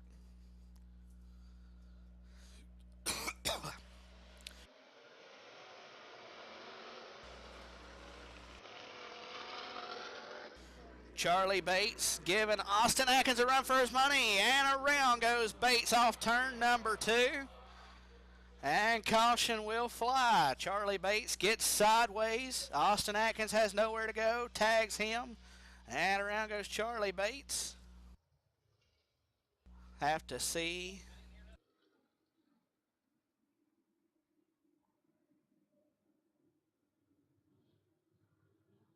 And caution will be called on the 14 of Austin Atkins.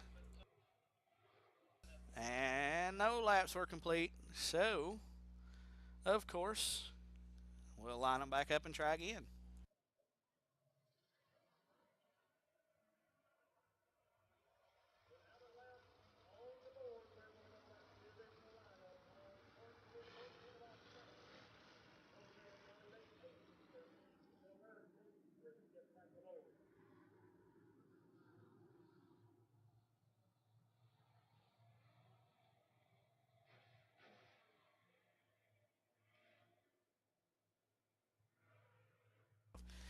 we're set to go back to green flag racing. Front row remains the same as last time. Green flag in the air. Austin Atkins, Charlie Bates, side by side for the lead. Bates up high, Atkins down low. Bates has the lead off turn 2. Austin Atkins in second. Jeff McLemore in third. Fourth is Austin Bird. Brett Banks in fifth. And a battle for sixth is Isaac Boring on the inside of Michael Boyd as Michael Boyd makes his way around Boring.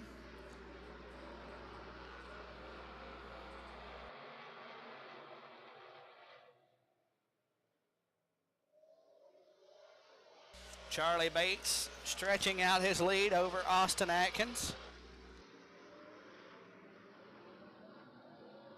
Now Atkins gets sideways in turn 2. That allows Jeff McLemore to pull up to the rear bumper.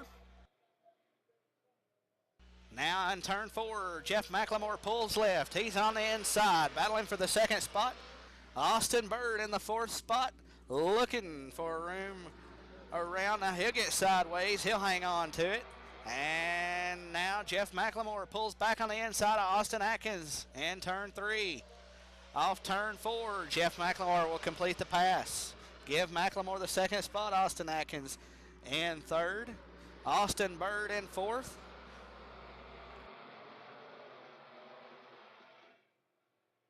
Austin Bird last season improved as each race went on. Now he pulls to the inside on Austin Atkins. It's a battle of the Austins. Austin Bird and Austin Atkins side by side for the third spot off turn number 2.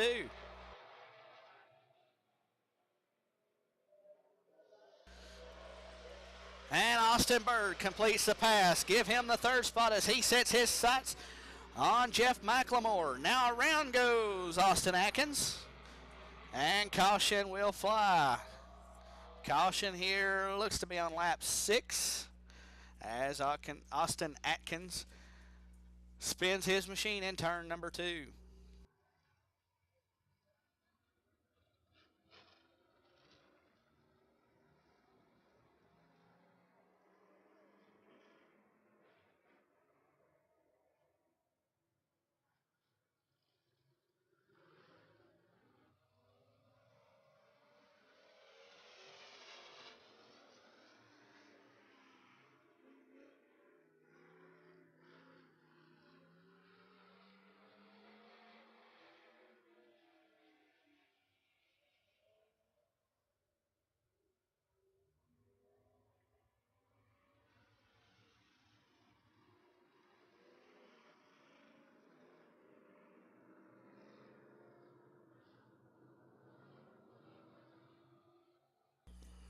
And now we're ready to go green. Charlie Bates, the leader all by himself. Second row, Jeff McLemore has chosen the outside line. That puts Austin Bird on the inside. And green flag in the air.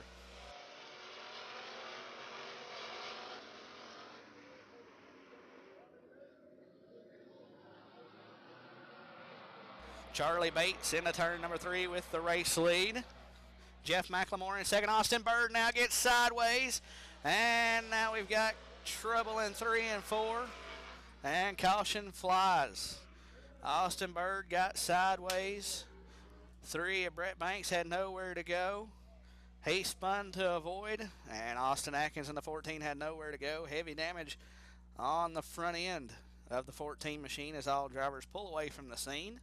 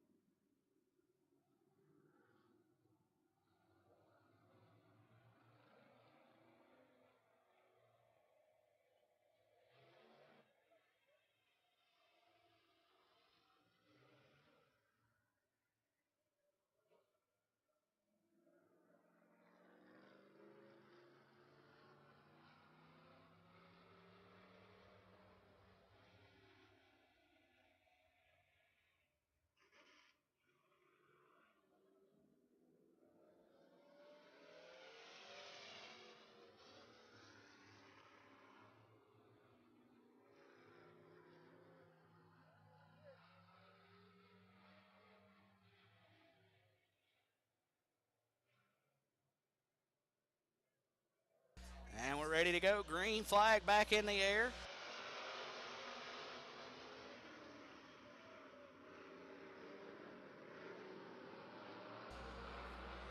And Charlie Bates showing the way into turn number 3. Jeff McLemore in second. Michael Boyd in third. Austin Atkins gets sideways once again. Austin Bird, excuse me. Austin Atkins on the rear spoiler of Austin Bird. And now around goes our race leader in turn number 2, Charlie Bates. In the race lead, he'll spin around, and just behind them, Brett Banks also spins around. So tough break for Charlie Bates, your race leader here on lap number 7, goes for a loop in front of the field. That'll hand Jeff McLemore your race lead. And second will be the 21 Michael Boyd. Austin Bird back up to the 3rd spot. Austin Atkins in 4th. Isaac Boring in 5th. And we'll line up Brett Banks. And rounding out the field will be the 27 of Charlie Bates.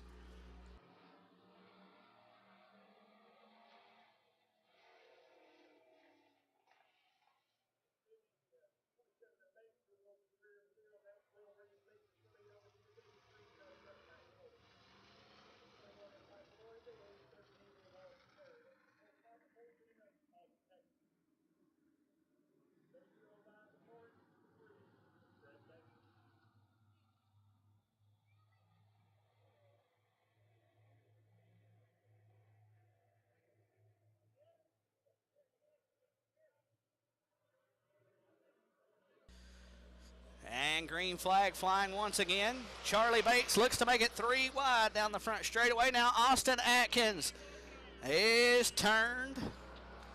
And the turn number 1 looks like he had some help from the 00 of Isaac Boring. Austin Atkins was able to keep it off the wall. And caution here on lap 7 once again.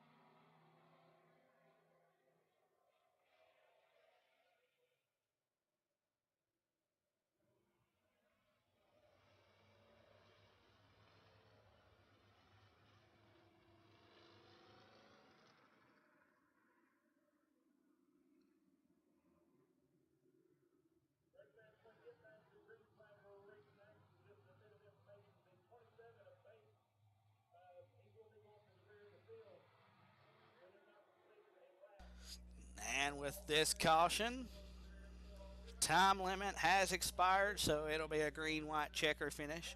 Currently on lap 7. Unfortunately, what killed the time limit was the early incident with Jerry Hooks.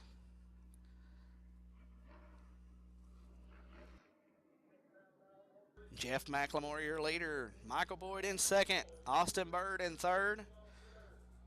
Then Isaac Boring and Austin Atkins and Charlie Bates and Brett Banks is the way they'll line up for the final 2 laps.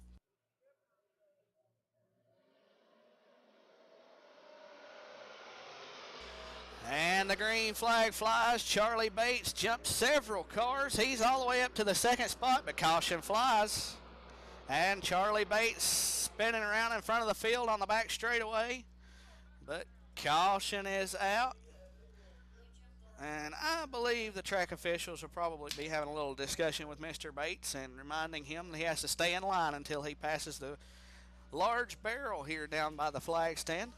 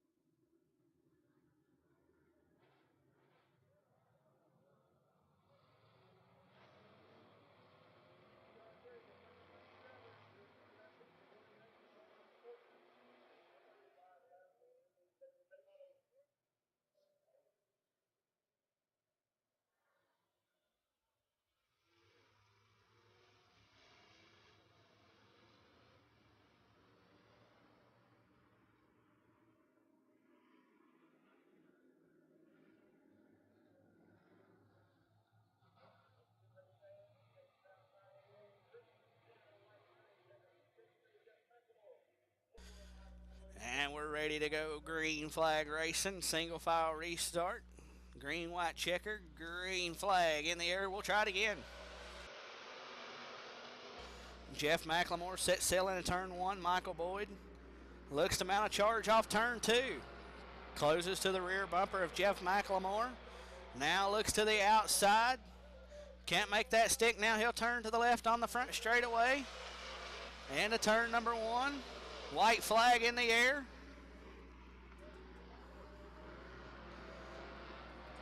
Jeff McLemore, your leader. Michael Boyd in second. Austin Bird in third. And checkers in the air. It'll be Jeff McLemore picking up the win. Michael Boyd comes home second. Austin Bird in third. Drops fluid into turn one. Mr. Bird does. Then Austin Atkins, Charlie Bates, Isaac Boring, and Brett Banks will be the finishing order. It does appear. And that will conclude the street stock feature. Next out on the Speedway will be Thunder and Lightning.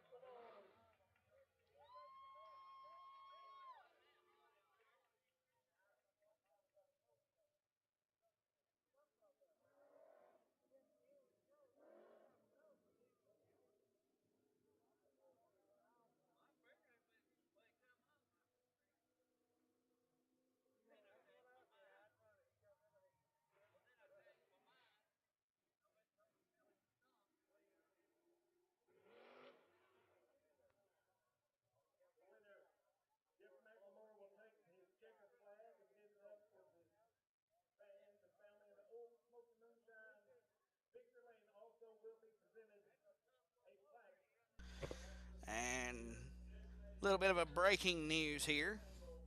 The 01 of Jerry Hucks in the street stock division has been disqualified from the feature.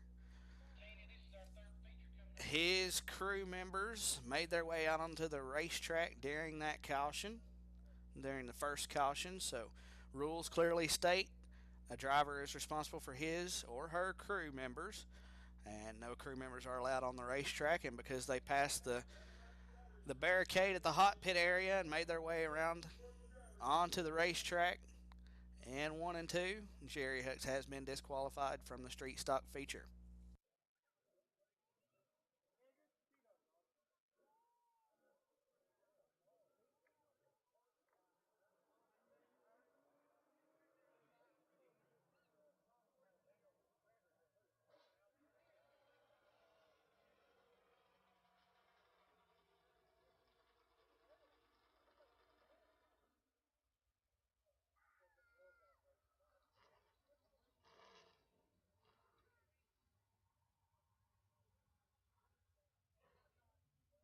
And next out on the Speedway for their feature event will be the Thunder and Lightning.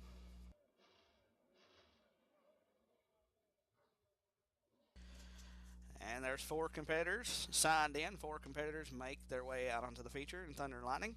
Starting on the pole, driver number 42's last year's track champion, Robbie Comer. Outside of him, driver number 7 will be Tony Wilson.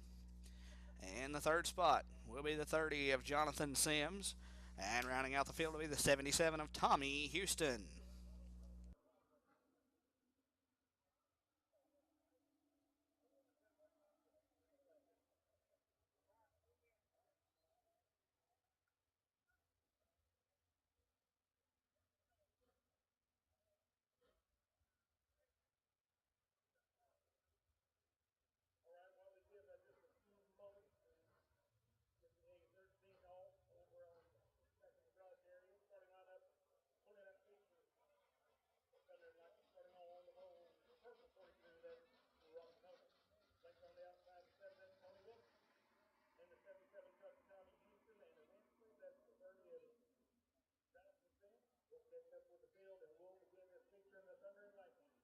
Sportsman drivers in the garage area, you will be next.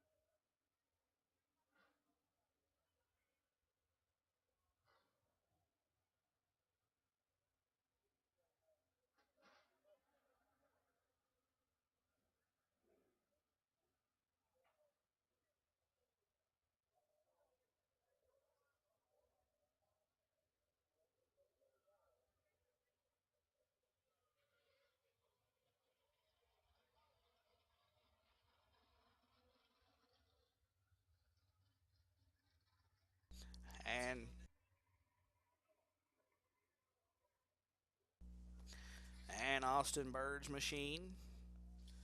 Track officials still working on pulling that machine off the racetrack. They had the rear bumper hooked, and unfortunately the rear bumper came off.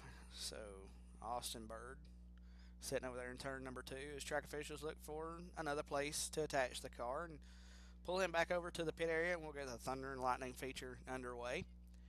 After Thunder and Lightning, we'll have the racing in the sportsman division, as well as rounding out the afternoon will be the limited late model division.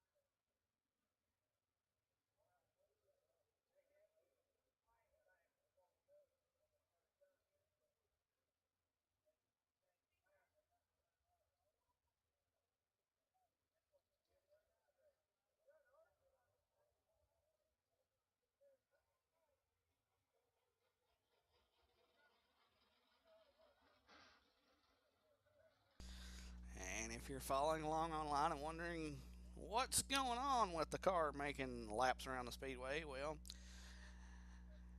he must have a problem with the clutch or may have a problem with it not refiring. So he's going to make a few laps here and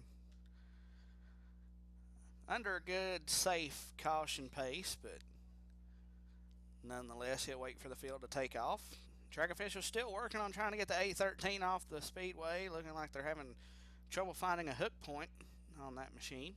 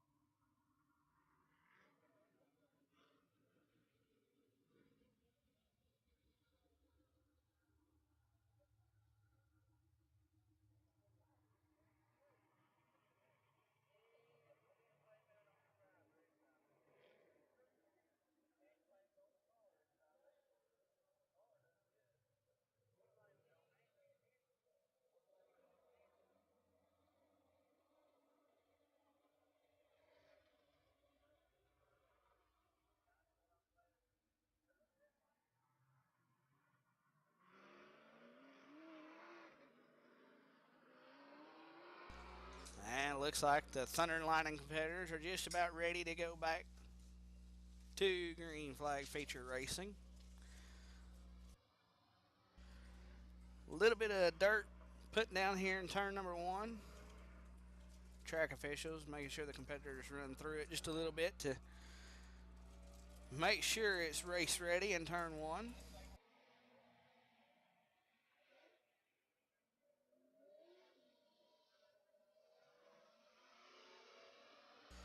And we'll line up our competitors this time by and go green. Next time by.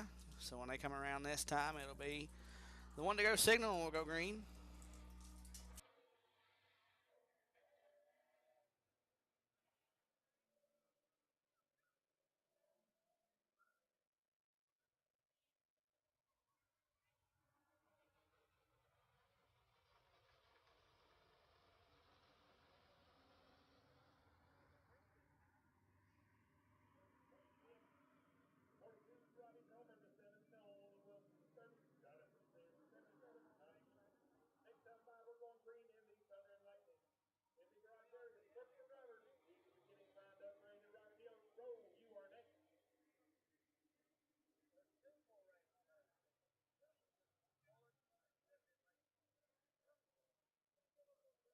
And we're set to go. Green flag flying in the air.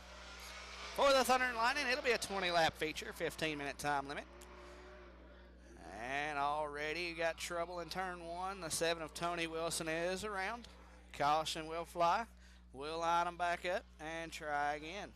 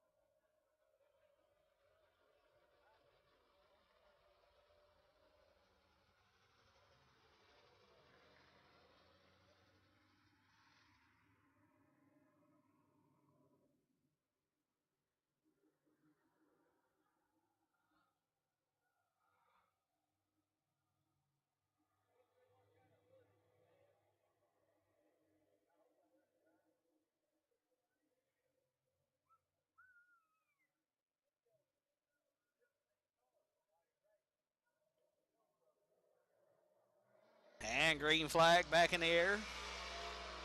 Robbie Comer set sail in a turn number one. A little bit of tire rub smoke on his machine. Tony Wilson in the second spot. Jonathan Sims in third. Rounding out the field is Tommy Houston.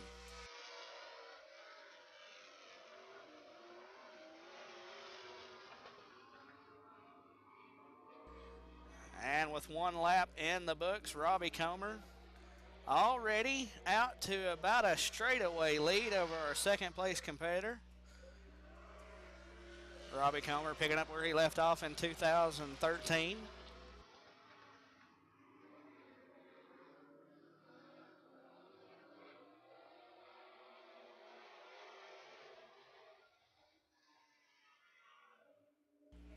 Still a little bit of smoke from the Comer machine. Track officials looking to make sure there's no fluid coming out of that machine.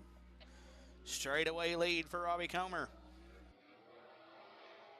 Tony Wilson in second. Jonathan Sims third. Tommy Houston rounds out the field.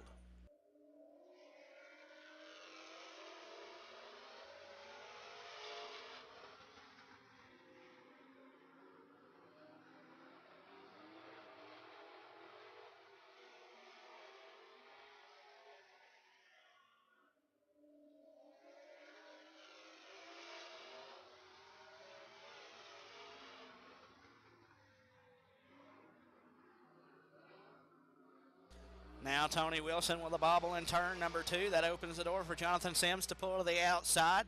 Side by side for the second spot. Off turn number 4. And Jonathan Sims prevails off turn 2 as around goes Wilson. And caution will fly here on lap number 5, I do believe.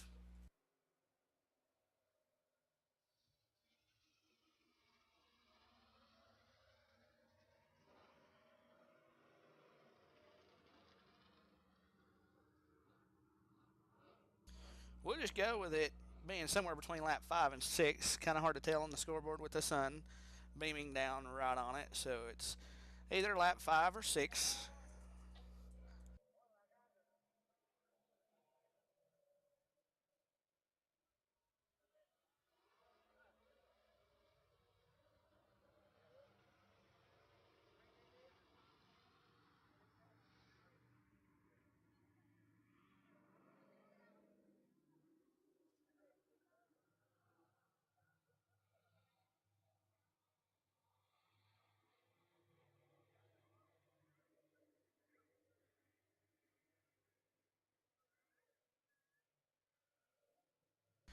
And we're ready to go back to green flag racing. Robbie Comer set sail off turn number 4. Green flag in the air.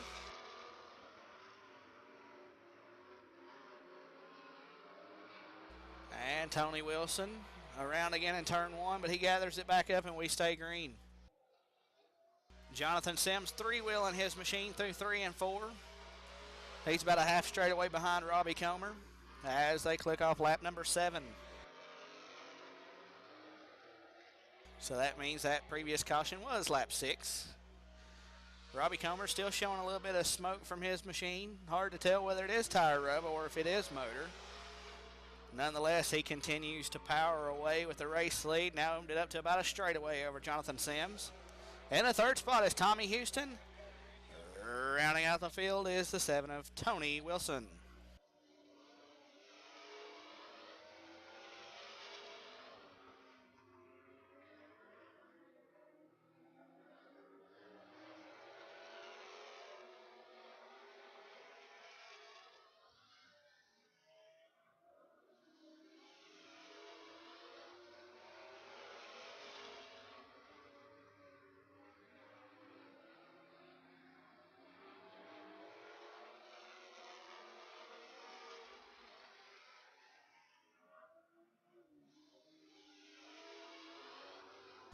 And Robbie Comer still putting on a clinic. He's around Tony Wilson. Wilson in the 4th spot. He now goes a lap down.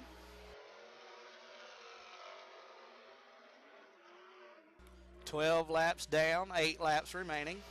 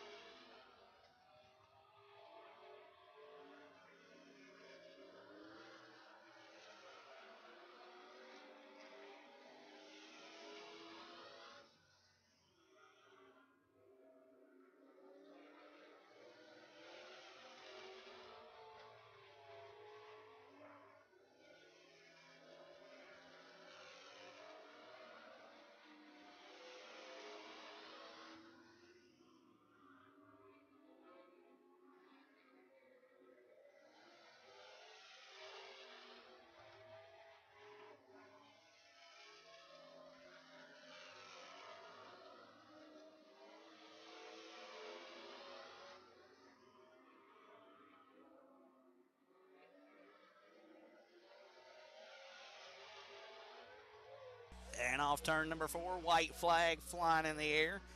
Robbie Comer still with a straightaway lead over the 30 of Jonathan Sims. Then it's Tommy Houston and Tony Wilson rounding out your field. Checkers in the air. Robbie Comer picks up the feature win. Second place will go to Jonathan Sims. Third goes to Tommy Houston with Tony Wilson rounding out the field.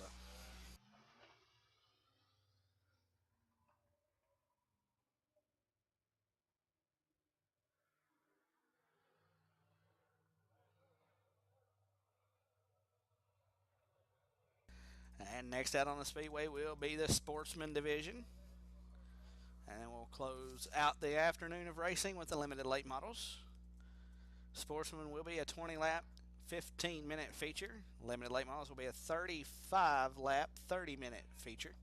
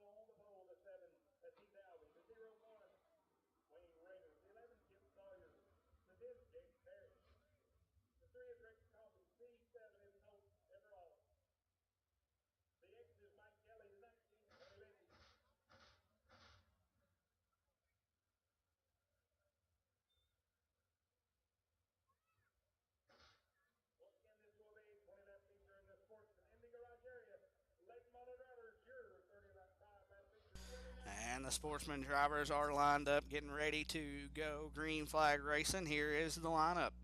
Starting on the pole, driver number 7 is Heath Alvey. Outside him, driver number 01 is Wayne Rader. Lining up third, driver number 11 is Kip Sawyer. In the fourth spot is the 10 of James Parrott. In fifth, driver number 3, this is Rex Coffey. And the sixth spot, driver number C7 is Colt Deverell. In seventh is the X of Mike Kelly. 19 of Tony Lindsay in the 8th spot. Ninth will be the 8 of Jacob Owens. 10th will be the 17 of Tristan Clausen, and rounding out the field will be the Y3 of Jimmy York.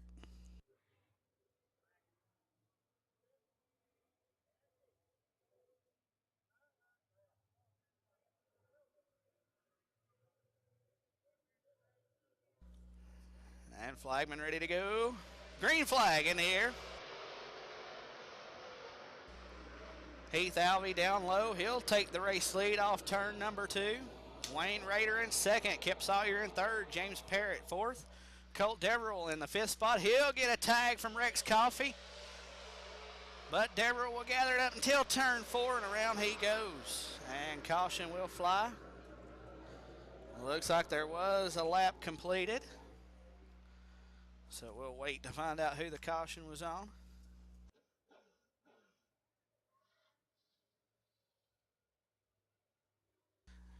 And the official ruling is no laps were completed. So it'll be a complete restart.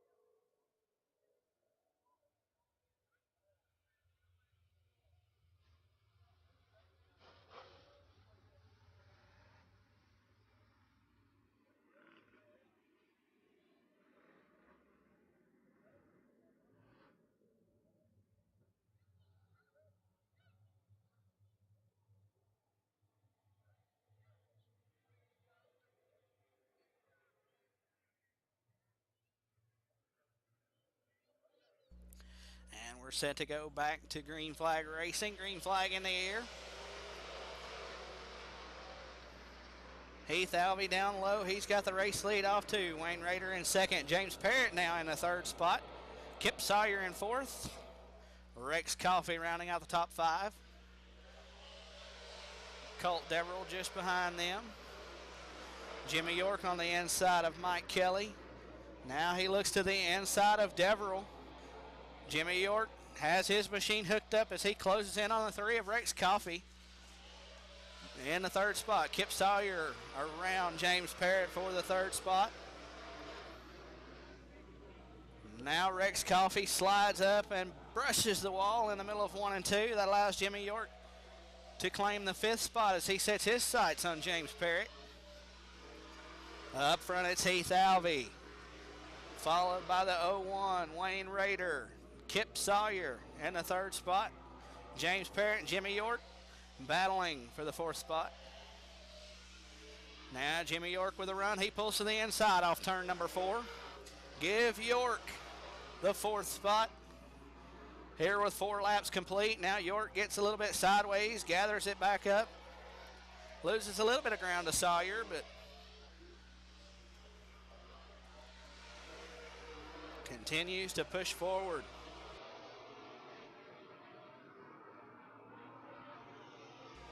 Alvey, however, is going to be hard to beat as he's out to almost a straightaway lead over Wayne Rader. But don't look now. Just ahead of our race leader is lap traffic. Heath Alvey, he used to run in the limited late model division. Picked up a win through lap traffic a couple years back. Held on to the lead.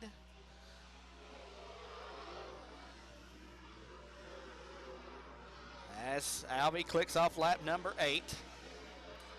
Alvey closes in on the rear of the field. Still got plenty of breathing room over Wayne Rader. Kip Sawyer still in the 3rd spot. Jimmy York in 4th.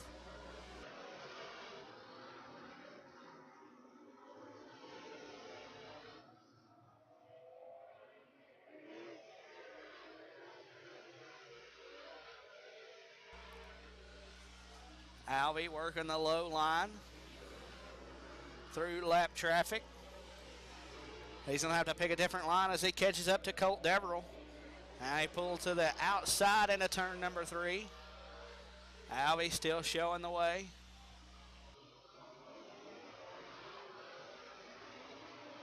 And Alvey makes his way around Deverell and quickly drives to the inside of the racetrack.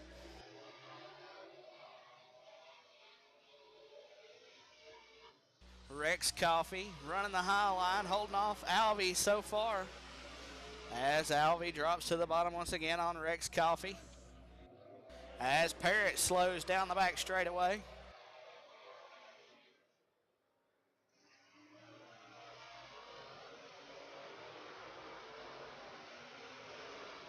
And Alvey with some trouble in turn number 1. Looks like he's broken a shock on the right rear as he slows down the back straightaway. Tough break for Heath Alvey. Looks like the rear end may be broken on that machine. And we have a new race leader. Wayne Rader is around as Heath Alvey's carrying that left front tire. Can't get any speed up, so he'll slow and pull off the speedway. Tough break for Heath Alvey. Wayne Rader, your race leader. And the second spot will be Kip Sawyer. Third will be Jimmy York. Alvey still working on the low line, slowly making his way around the racetrack. And caution will fly. Caution's out on the speedway here on lap number 15 as Heath Alvey cannot make his way to the infield, and caution's out.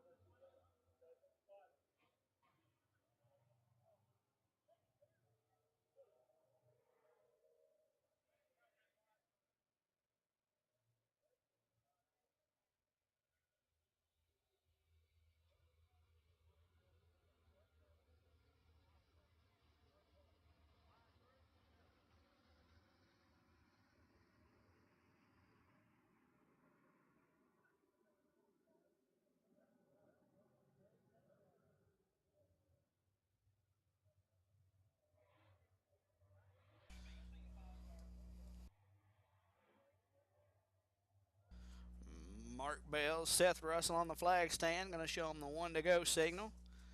That means we'll be going back to green flag racing.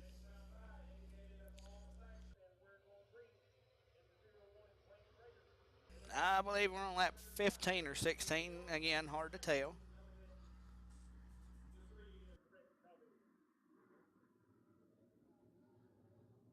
Wayne Rader, Kip Sawyer, Jimmy York, Tony Lindsay, Rex Coffey, James Parrott, Colt Deverell, and Mike Kelly is your field. Yellow's gone and the green is on. Green flag back in the air.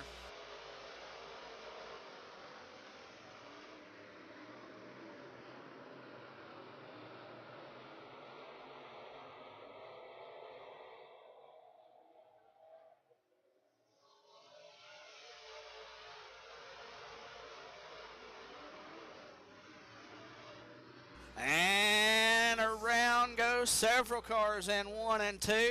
It all started with the 11 of Kip Sawyer around in turn number 2, but a little bit of way behind them in turn number 1. The C7 was around.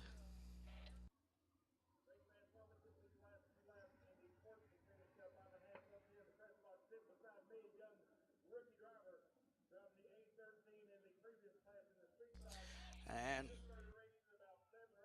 Rex Coffee getting into the C7 of Colt Deverell.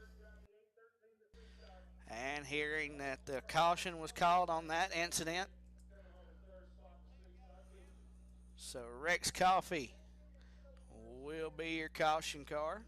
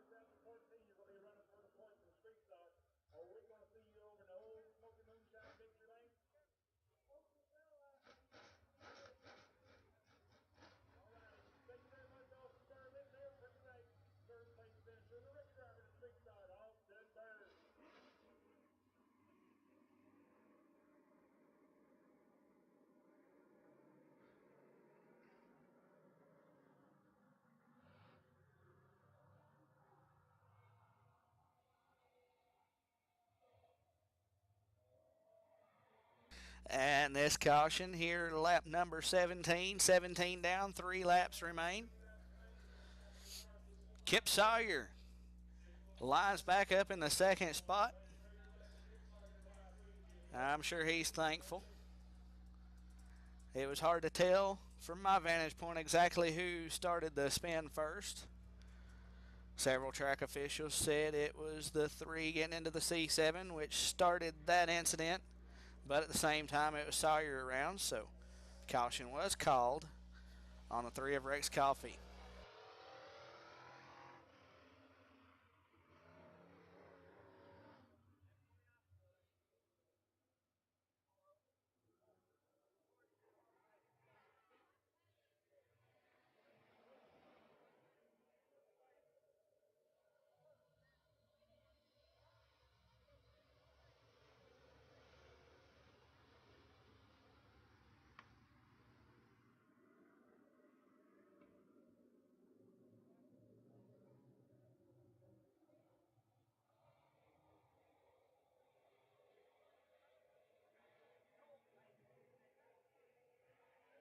And we're ready to go. Green flag back in the air.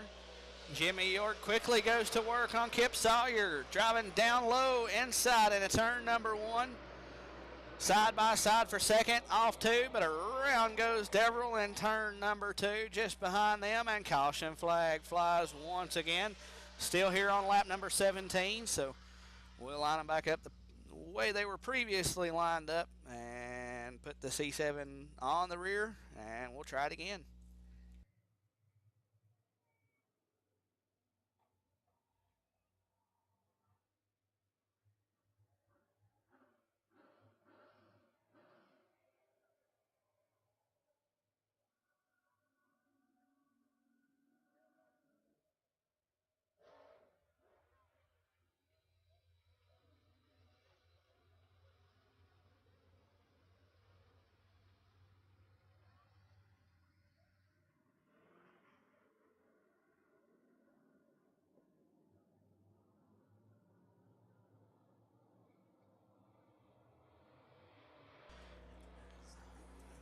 Joe Bird, race director, on the race saver, telling the drivers, let's go. We're going green. Green flag back in the air. And Jimmy York, and caution is in the air. Not a good restart. So that was actually a waved off start. Green flag never flew. So we'll try it again this time by field into turn number 3. Ready to go. They're all bunched up nice and neat. Green flag in the air. Much cleaner restart this time. With 3 laps remaining. Kip Sawyer in second. Tony Lindsay around James Parrott for the 4th spot. Wayne Rader, your race leader, and around goes Lindsay in turns 1, 2, and 3, 3 and 4.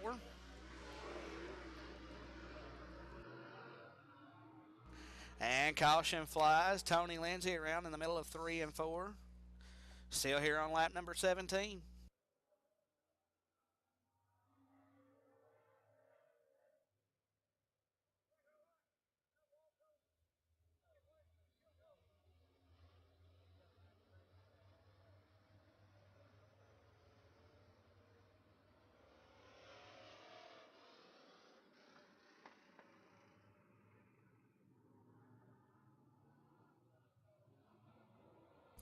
And the lineup is set. Gonna try to go green this time by.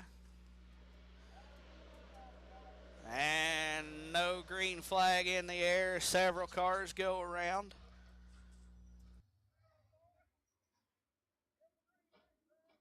We've got Colt Deverell, Jimmy York, Tony Lindsay all tangling together as the green flag never flew. A couple of the leaders fired but quickly backed out, and the field behind them just couldn't check up in time. Looks like all cars should be able to continue.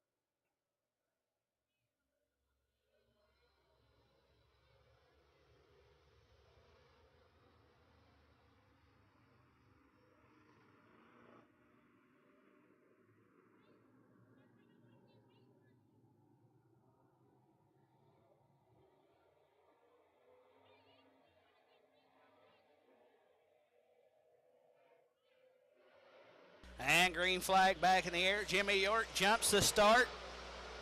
He quickly moves into the second spot. And around goes York off the front bumper of Kip Sawyer. Caution flag is in the air.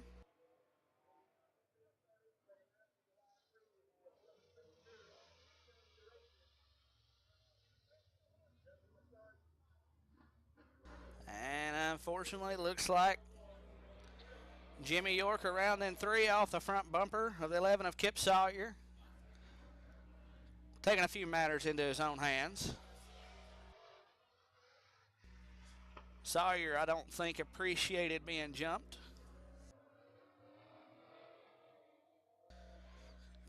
So we'll line the field back up. Still waiting on the official call from the tower.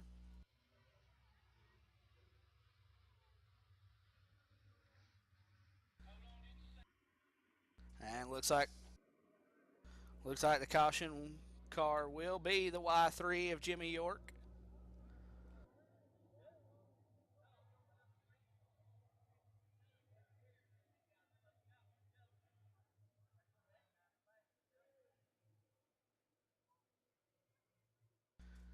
And the field's lined up. Flagmen up on the flag stand. Looks like track officials still working on the lineup though. Still 17 laps down, 3 to go.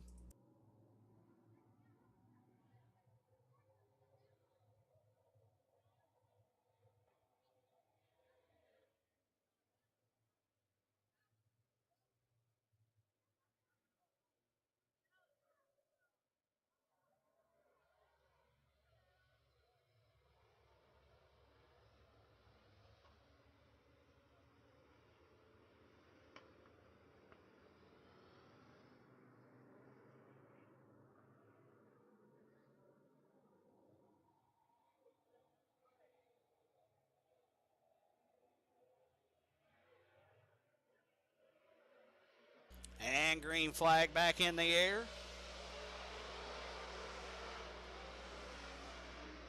Wayne Radier leader. Now York gets into Tony Lindsay in a turn number 1. Collects the C7 of Colt Deverell. And caution flag flies once again here on lap number 17.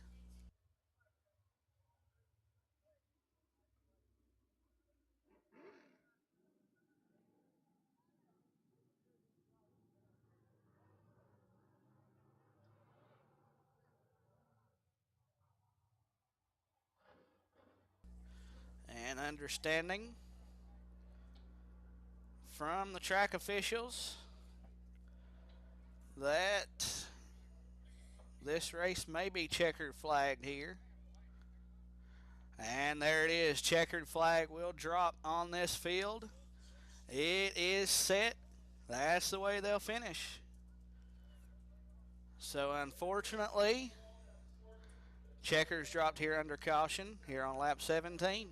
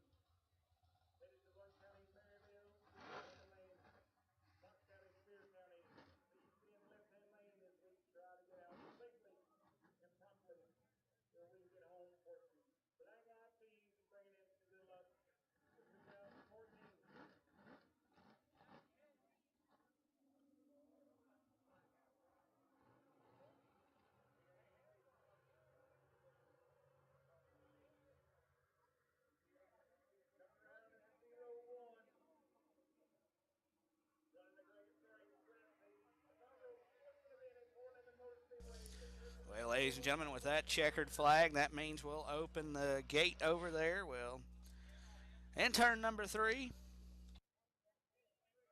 and we'll open the doors for the limited late model drivers. They'll come down out onto the speedway.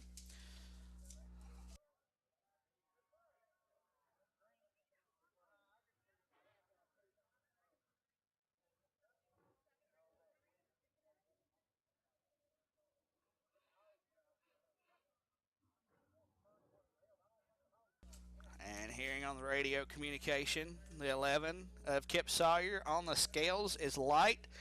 So he will make a lap around the speedway. They're going to check the scales, make sure no rock got hung up. And he'll make his way back around the speedway.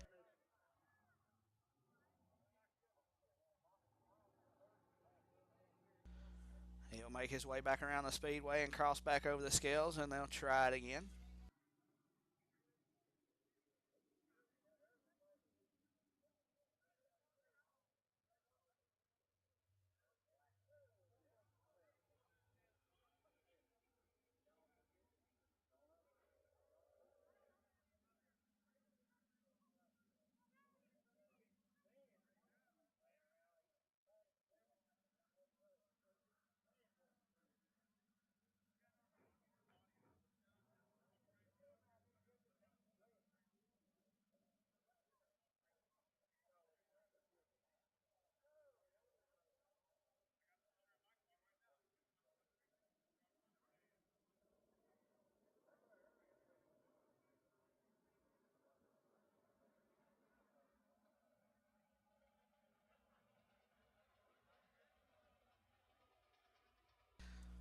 And looks like Kip Sawyer was cleared when he made his way across the scales.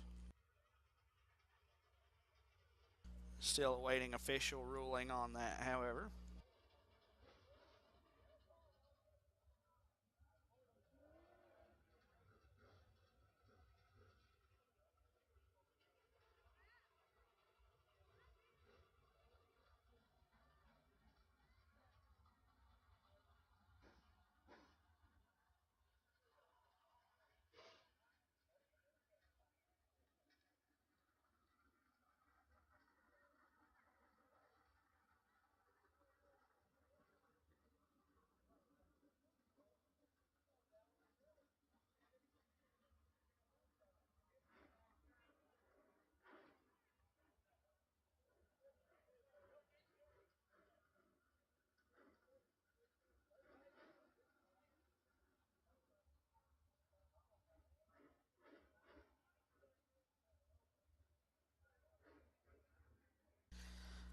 And now our limited late model competitors are making their way across the scales, making sure they're all within the minimum weight. And while they're doing that, we'll go ahead and give you the starting lineup. From the back to the front, starting in the 14th position, driver number 119 is Josh Evans. Lining up in the 13th spot is the Triple X of Josh Chesney. Lining up 12th is the D00 Josh Driscoll. In the 11th spot is the 7 of William Overby. In the 10th spot, driver number 71 is Pierce McCarter. Starting 9th, driver number 29 is Rusty Ballinger. In the 8th spot, driver number 52 is Ryan King. Starting in 7th, driver number 1 is Ross White. In the 6th spot, driving the number 29 machine, this is Jason Welshin. Starting in 5th, driver number 24 is Jensen Ford.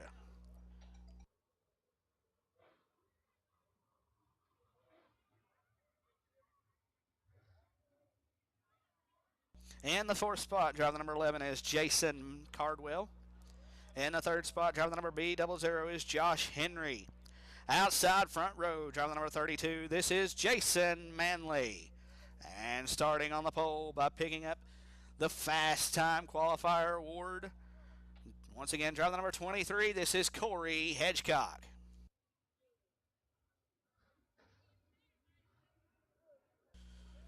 Waiting on the last 4 competitors to make their way across the scales. And typically we give them 3 laps to get their machines warmed up and get ready to rock and roll.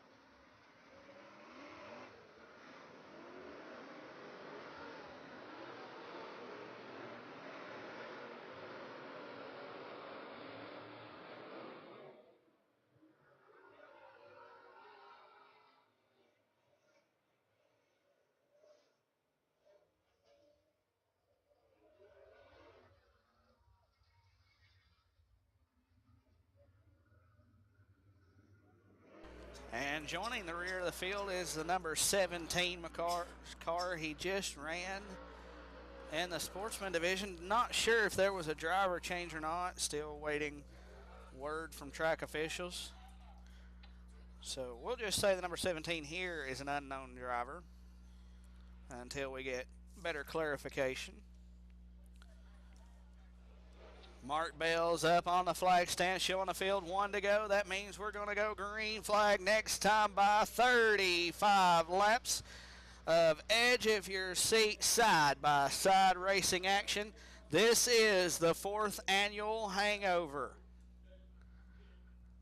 35 laps, 25 minutes is the time limit. Several races last year went green flag all the way to the finish. Looking for the same here today. Ready to go off turn number 4. They're side by side. Green flag in the air, and they thunder down the front straightaway. Corey Hedgecock down low. Jason Manley up high. Jason Manley still looking. He makes a little contact with Hedgecock. Now here comes Manley. He powers to the inside. He'll make a little contact with Hedgecock. That allows Josh Henry to pull the inside on Manley. Now Henry with a bobble. He'll slide up into Manley. And they all stay green. Corey Hedgecock, your leader. Josh Henry in second. Now Jensen Ford looking to the inside of Jason Manley. Manley up high. Now he's up high, 3 wide almost. Jason Cardwell, Jason Manley. Cardwell down on the inside of Cardwell. Now Welshin sets his sights on Manley. Manley working a high line. Welshin working down low. Now Cardwell gets a slight run on Welshin. But up front it's all Corey Hedgecock. And now caution flies as the D00 of Josh Driscoll is around in turn number 2. Once again, caution flag flies here on lap number 4 in the limited late model on the 4th annual Hangover.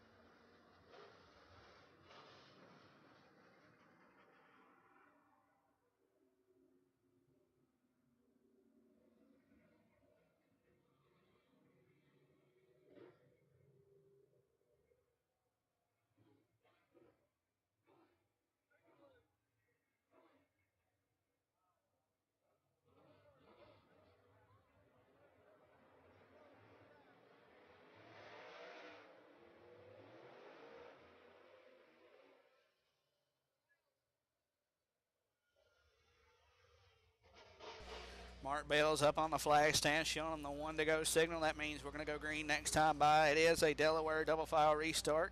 Corey Hedgecock on the front row all by himself. He has decided he wants to stay up on the top shelf. Behind them will be the B00 of Josh Henry. To his inside will be the 24 of Jensen Ford. Then Jason Welshin lines up and what would be the 3rd spot. Outside him will be the 32 of Jason Manley as we're ready to go. Field making their way into turn number 3. Mark Bell's ready to turn them loose. Green flag in the air.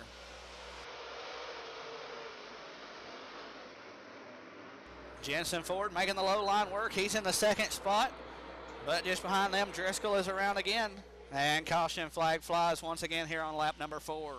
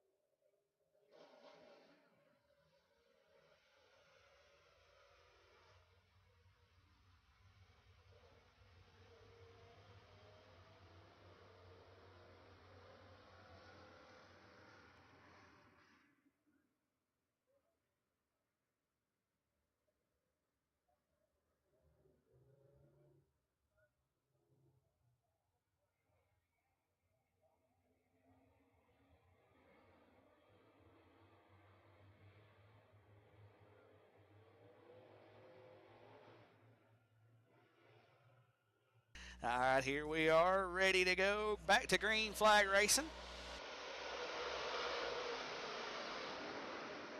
Jensen Ford working way down low. Tries to hang on. Several cars getting sideways in turn 2. Most notably Ross White all the way back in the rear.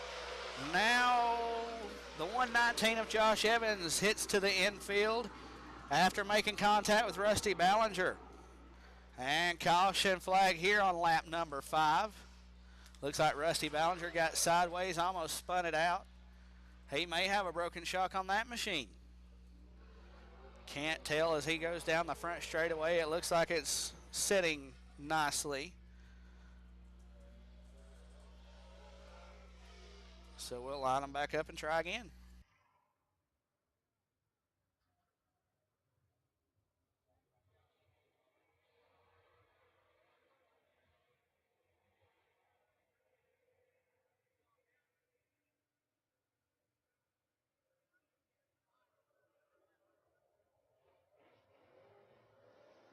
And quickly, green flag back in the air. Hedgecock off turn 2. Now Manley gets up on 2 wheels. He's a determined man as he continues on. And now we've got trouble. William Overby couldn't make it around Manley. Looked like Manley may have tried to pull into the infield.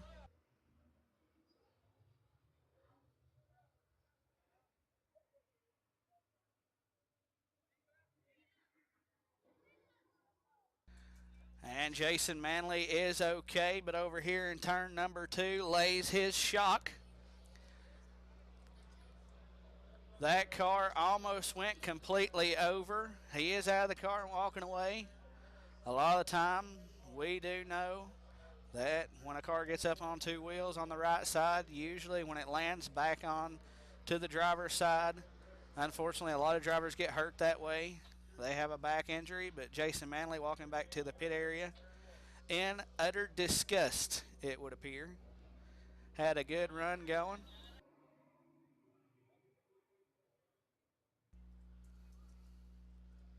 So an unfortunate break for Jason Manley. Looks like the 7 of William Overby is over in the hot pit area, as well as the Triple X of Josh Chesney.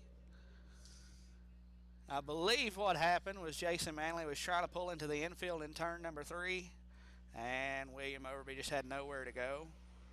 Looks like the crew working on the front end of the Overby machine.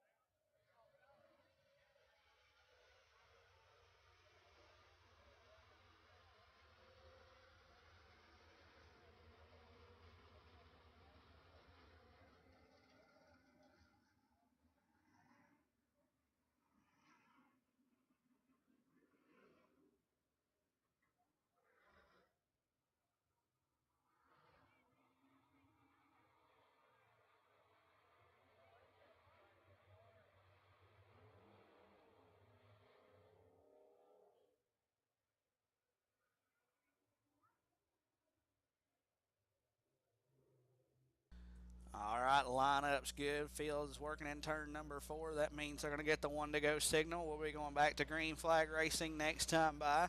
Still 5 laps in, 30 laps remaining.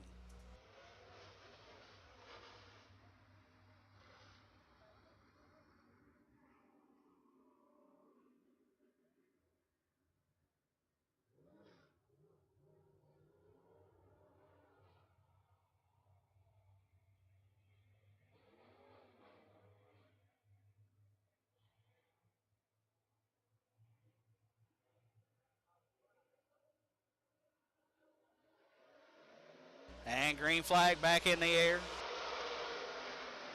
Corey Hedgecock with the jump into one. Now Jason Welshin gets up on two wheels in turn one. Looks like his machine will continue on, however. Turn one way down low seems to be an area you may want to avoid. Now it's a battle of the 29s off two. It's Rusty Ballinger inside Welshin. Now Welshin powers to the inside, makes contact with Ryan King in the 52 as the 7 of Overby is around in turn number two, and I believe the caution will be called on Overby. Looks like the 52 of Ryan King may have had a little bit of trouble. He was looking for a way down low off turn four, it would appear. And Jason Welshin was looking to the inside at that moment, and the two made contact as Ryan King has stalled over in turn number two. Now he gets his machine going. He'll pull off to the hot pit area, as well as does Overby.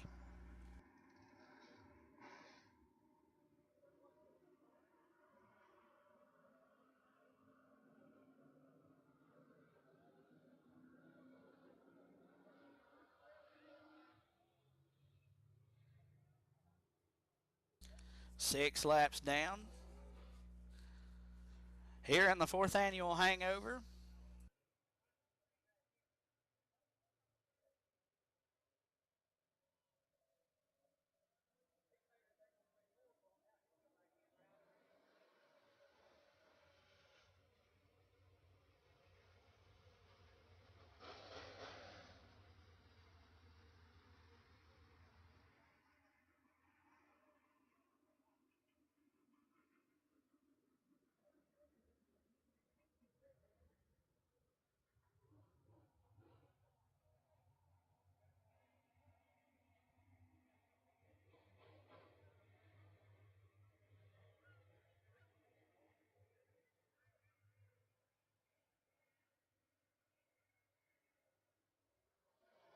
And green flag back in the air.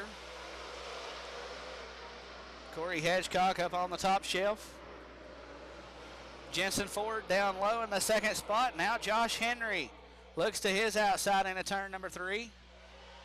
Jason Welshin now looking to the inside of Henry. Henry working the high line side by side for the third spot off two. Hedgecock clicks off lap number 8. Jensen Ford in the second spot, running a slightly lower line. Josh Henry running the top of the racetrack, holding off the 29 of Jason Welshin. Now the 29 of Rusty Ballinger peeks to the inside of the 11 of Jason Cardwell. Cardwell claims the position. Now Welshin looks like he almost gets back up on two wheels yet again in turn one. Now Rusty Ballinger looks to challenge back inside Cardwell. Corey Hedgecock, class of the field. About a half straightaway lead over Jensen Ford. Josh Henry, about 10 car lengths behind. About another 8 back to Welshin. Ballinger with a bobble in turn number 2.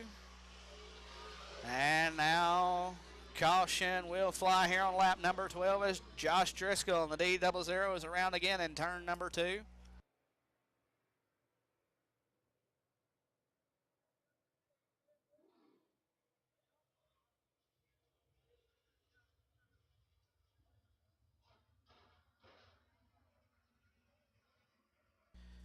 And Josh Driscoll and the D00 heads over to the hot pit. I do believe that was strike 3. Track rules are if you cause a caution 3 times, you can no longer compete. So tough break for Driscoll, as that I believe was his 3rd charged caution. And he has passed the pole, so that'll be the night for Josh Driscoll. Field to get lined up. And we'll go back to racing. 12 laps in. and the 4th annual hangover here at 411 Motor Speedway. Sun setting behind us. The lights are on.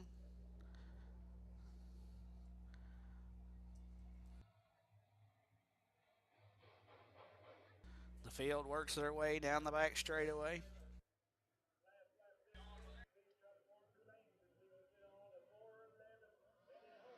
And green flag back in the air. Hedgecock powers off turn number 4 into turn number 1 with the race lead. Jensen Ford down low, side by side for the race lead for a moment off turn number 2. Now Ford giving a serious challenge for the race lead. Looks to the inside in 3 once again. Falls in line off 4. Hedgecock working the high line. Ford staying close now. Cardwell looks to mount a run on Josh Henry as Ford continues to work the low line. Hedgecock not getting away from Ford this time. 14 laps are complete. Henry now with a bobble. Ballinger and Cardwell racing door to door as Jason Welshin pulls into the infield. But up front, it's Corey Hedgecock with a 2-car length lead over Jensen Ford. Then you got to go back to about a half straightaway to get to Josh Henry in the 3rd spot. The battle for 4th continues to rage on as Ballinger and Cardwell still side by side. Ballinger running the low line. Gets a slight run off 2.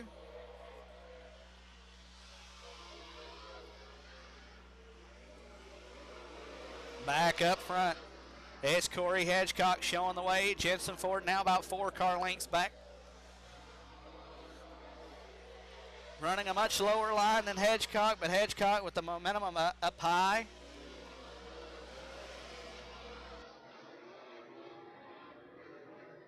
Now Ross White powers around Cardwell. Ross White sets his sights on the 29 of Rusty Ballinger.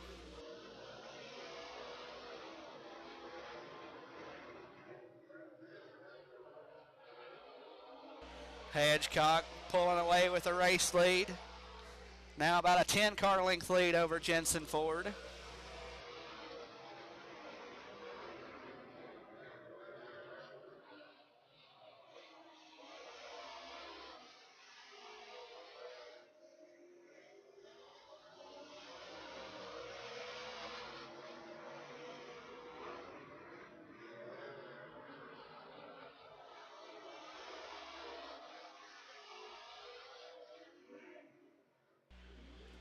Now Rusty Ballinger reeling in Josh Henry.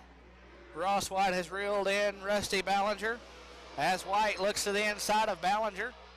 Ballinger will use the 119 as a lap car pick. Now he'll give some extra room and Ross White takes over the position. Now Ross White will set his sights on the 3rd place car of Josh Henry as Rusty Ballinger challenges back on the inside of White but falls back in line into 3. Now all 4 is still side by side. Ballinger and White. 24 laps complete. Now 25. 25 laps complete. 10 laps remain in the 4th annual hangover. Corey Hedgecock, the class of the field. Over a half straightaway lead now over Jensen Ford. And you got to go back a full straightaway back to the B00 of Josh Henry. Then about 5 or 6 car lengths behind him is Ross White.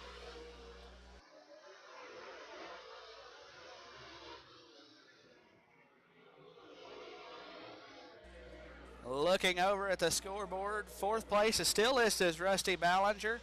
So I'm not sure if Ross White in the 1 is on the lead lap or if the scoreboard operator just hasn't had an opportunity to change the 4th place car. Action happening fast, laps clicking off very fast. Corey Hedgecock now running the low line as he has caught Jason Cardwell to put Cardwell a lap down. Clicking off lap number 29.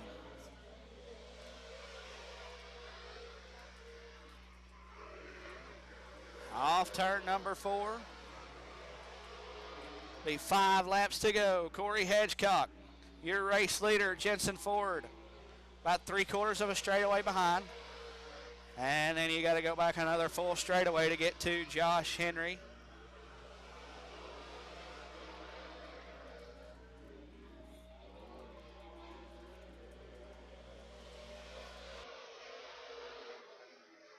Two distinct lines set up in 3 and 4. One up high, one down low. All the marbles is in between. As Corey Hedgecock continues to cruise. Now Josh Henry with a bobble. That allows White to pass him. Now Rusty Ballinger looks to the inside on Henry. Rusty Ballinger takes over the position. Off turn number 4, white flag in the air. Hedgecock, your race leader. One more lap will conclude the 4th annual hangover. Off turn number 4, driver number 23. This is Corey Hedgecock picking up the 4th annual hangover victory. Second place goes to the 24 of Jensen Ford. Third place is still a dogfight. Rusty Ballinger prevails. Rusty Ballinger on the scoreboard will be listed in 3rd, and 4th will be Josh Henry. And I do believe that would mean that the one of Ross White was in fact a lap car. But nonetheless, he put on a fantastic show. But the spotlight of the night is Corey Hedgecock picking up the 4th annual hangover victory.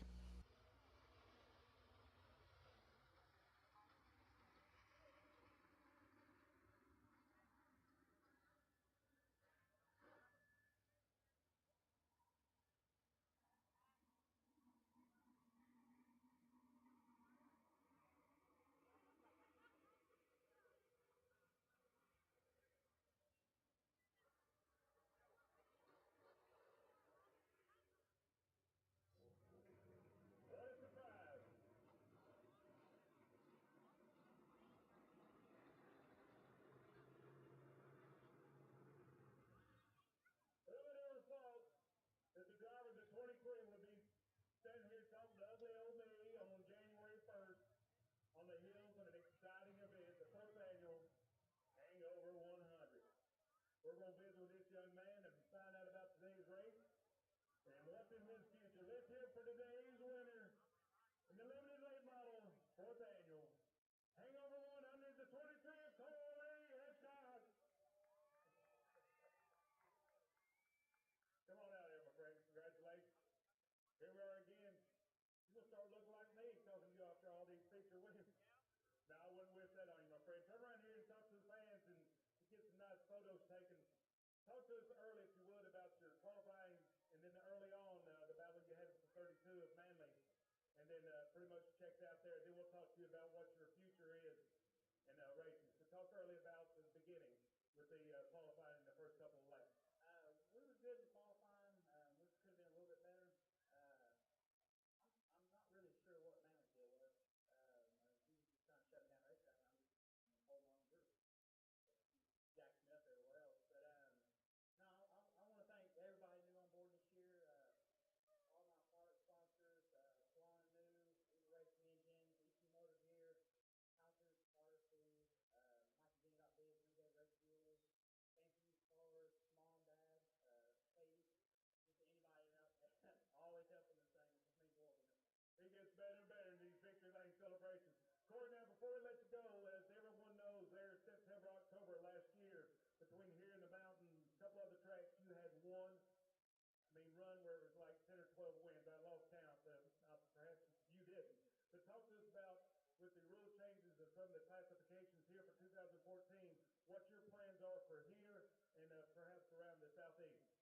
We talked about maybe running the East Smith 4 deal. I don't know if we can just that first race went in like 8 days ago, so we can't make that much work. I'll probably just run some East Smith around here and keep running limited and then just keep focusing on this limited space field right now, and then we'll maybe fire back up in the supers next year and everything. But we've been doing really good in limited space and just going to keep it up.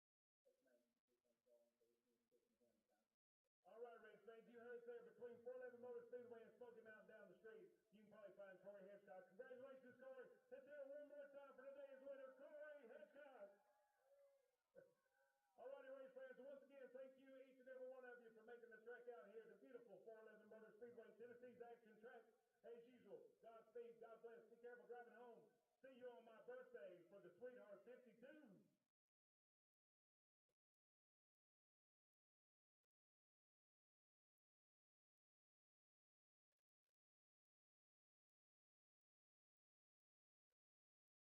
And once again, fans tuning in online, thank you very much for tuning in.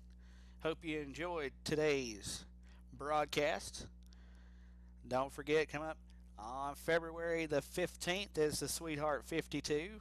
Hopefully, you'll make your way out to the Speedway and enjoy a great night of racing. If not, you can always tune in online. Once again, on behalf of everybody here at 411 Motor Speedway, thank you all for tuning in. Have a great rest of your happy new year. We'll see you.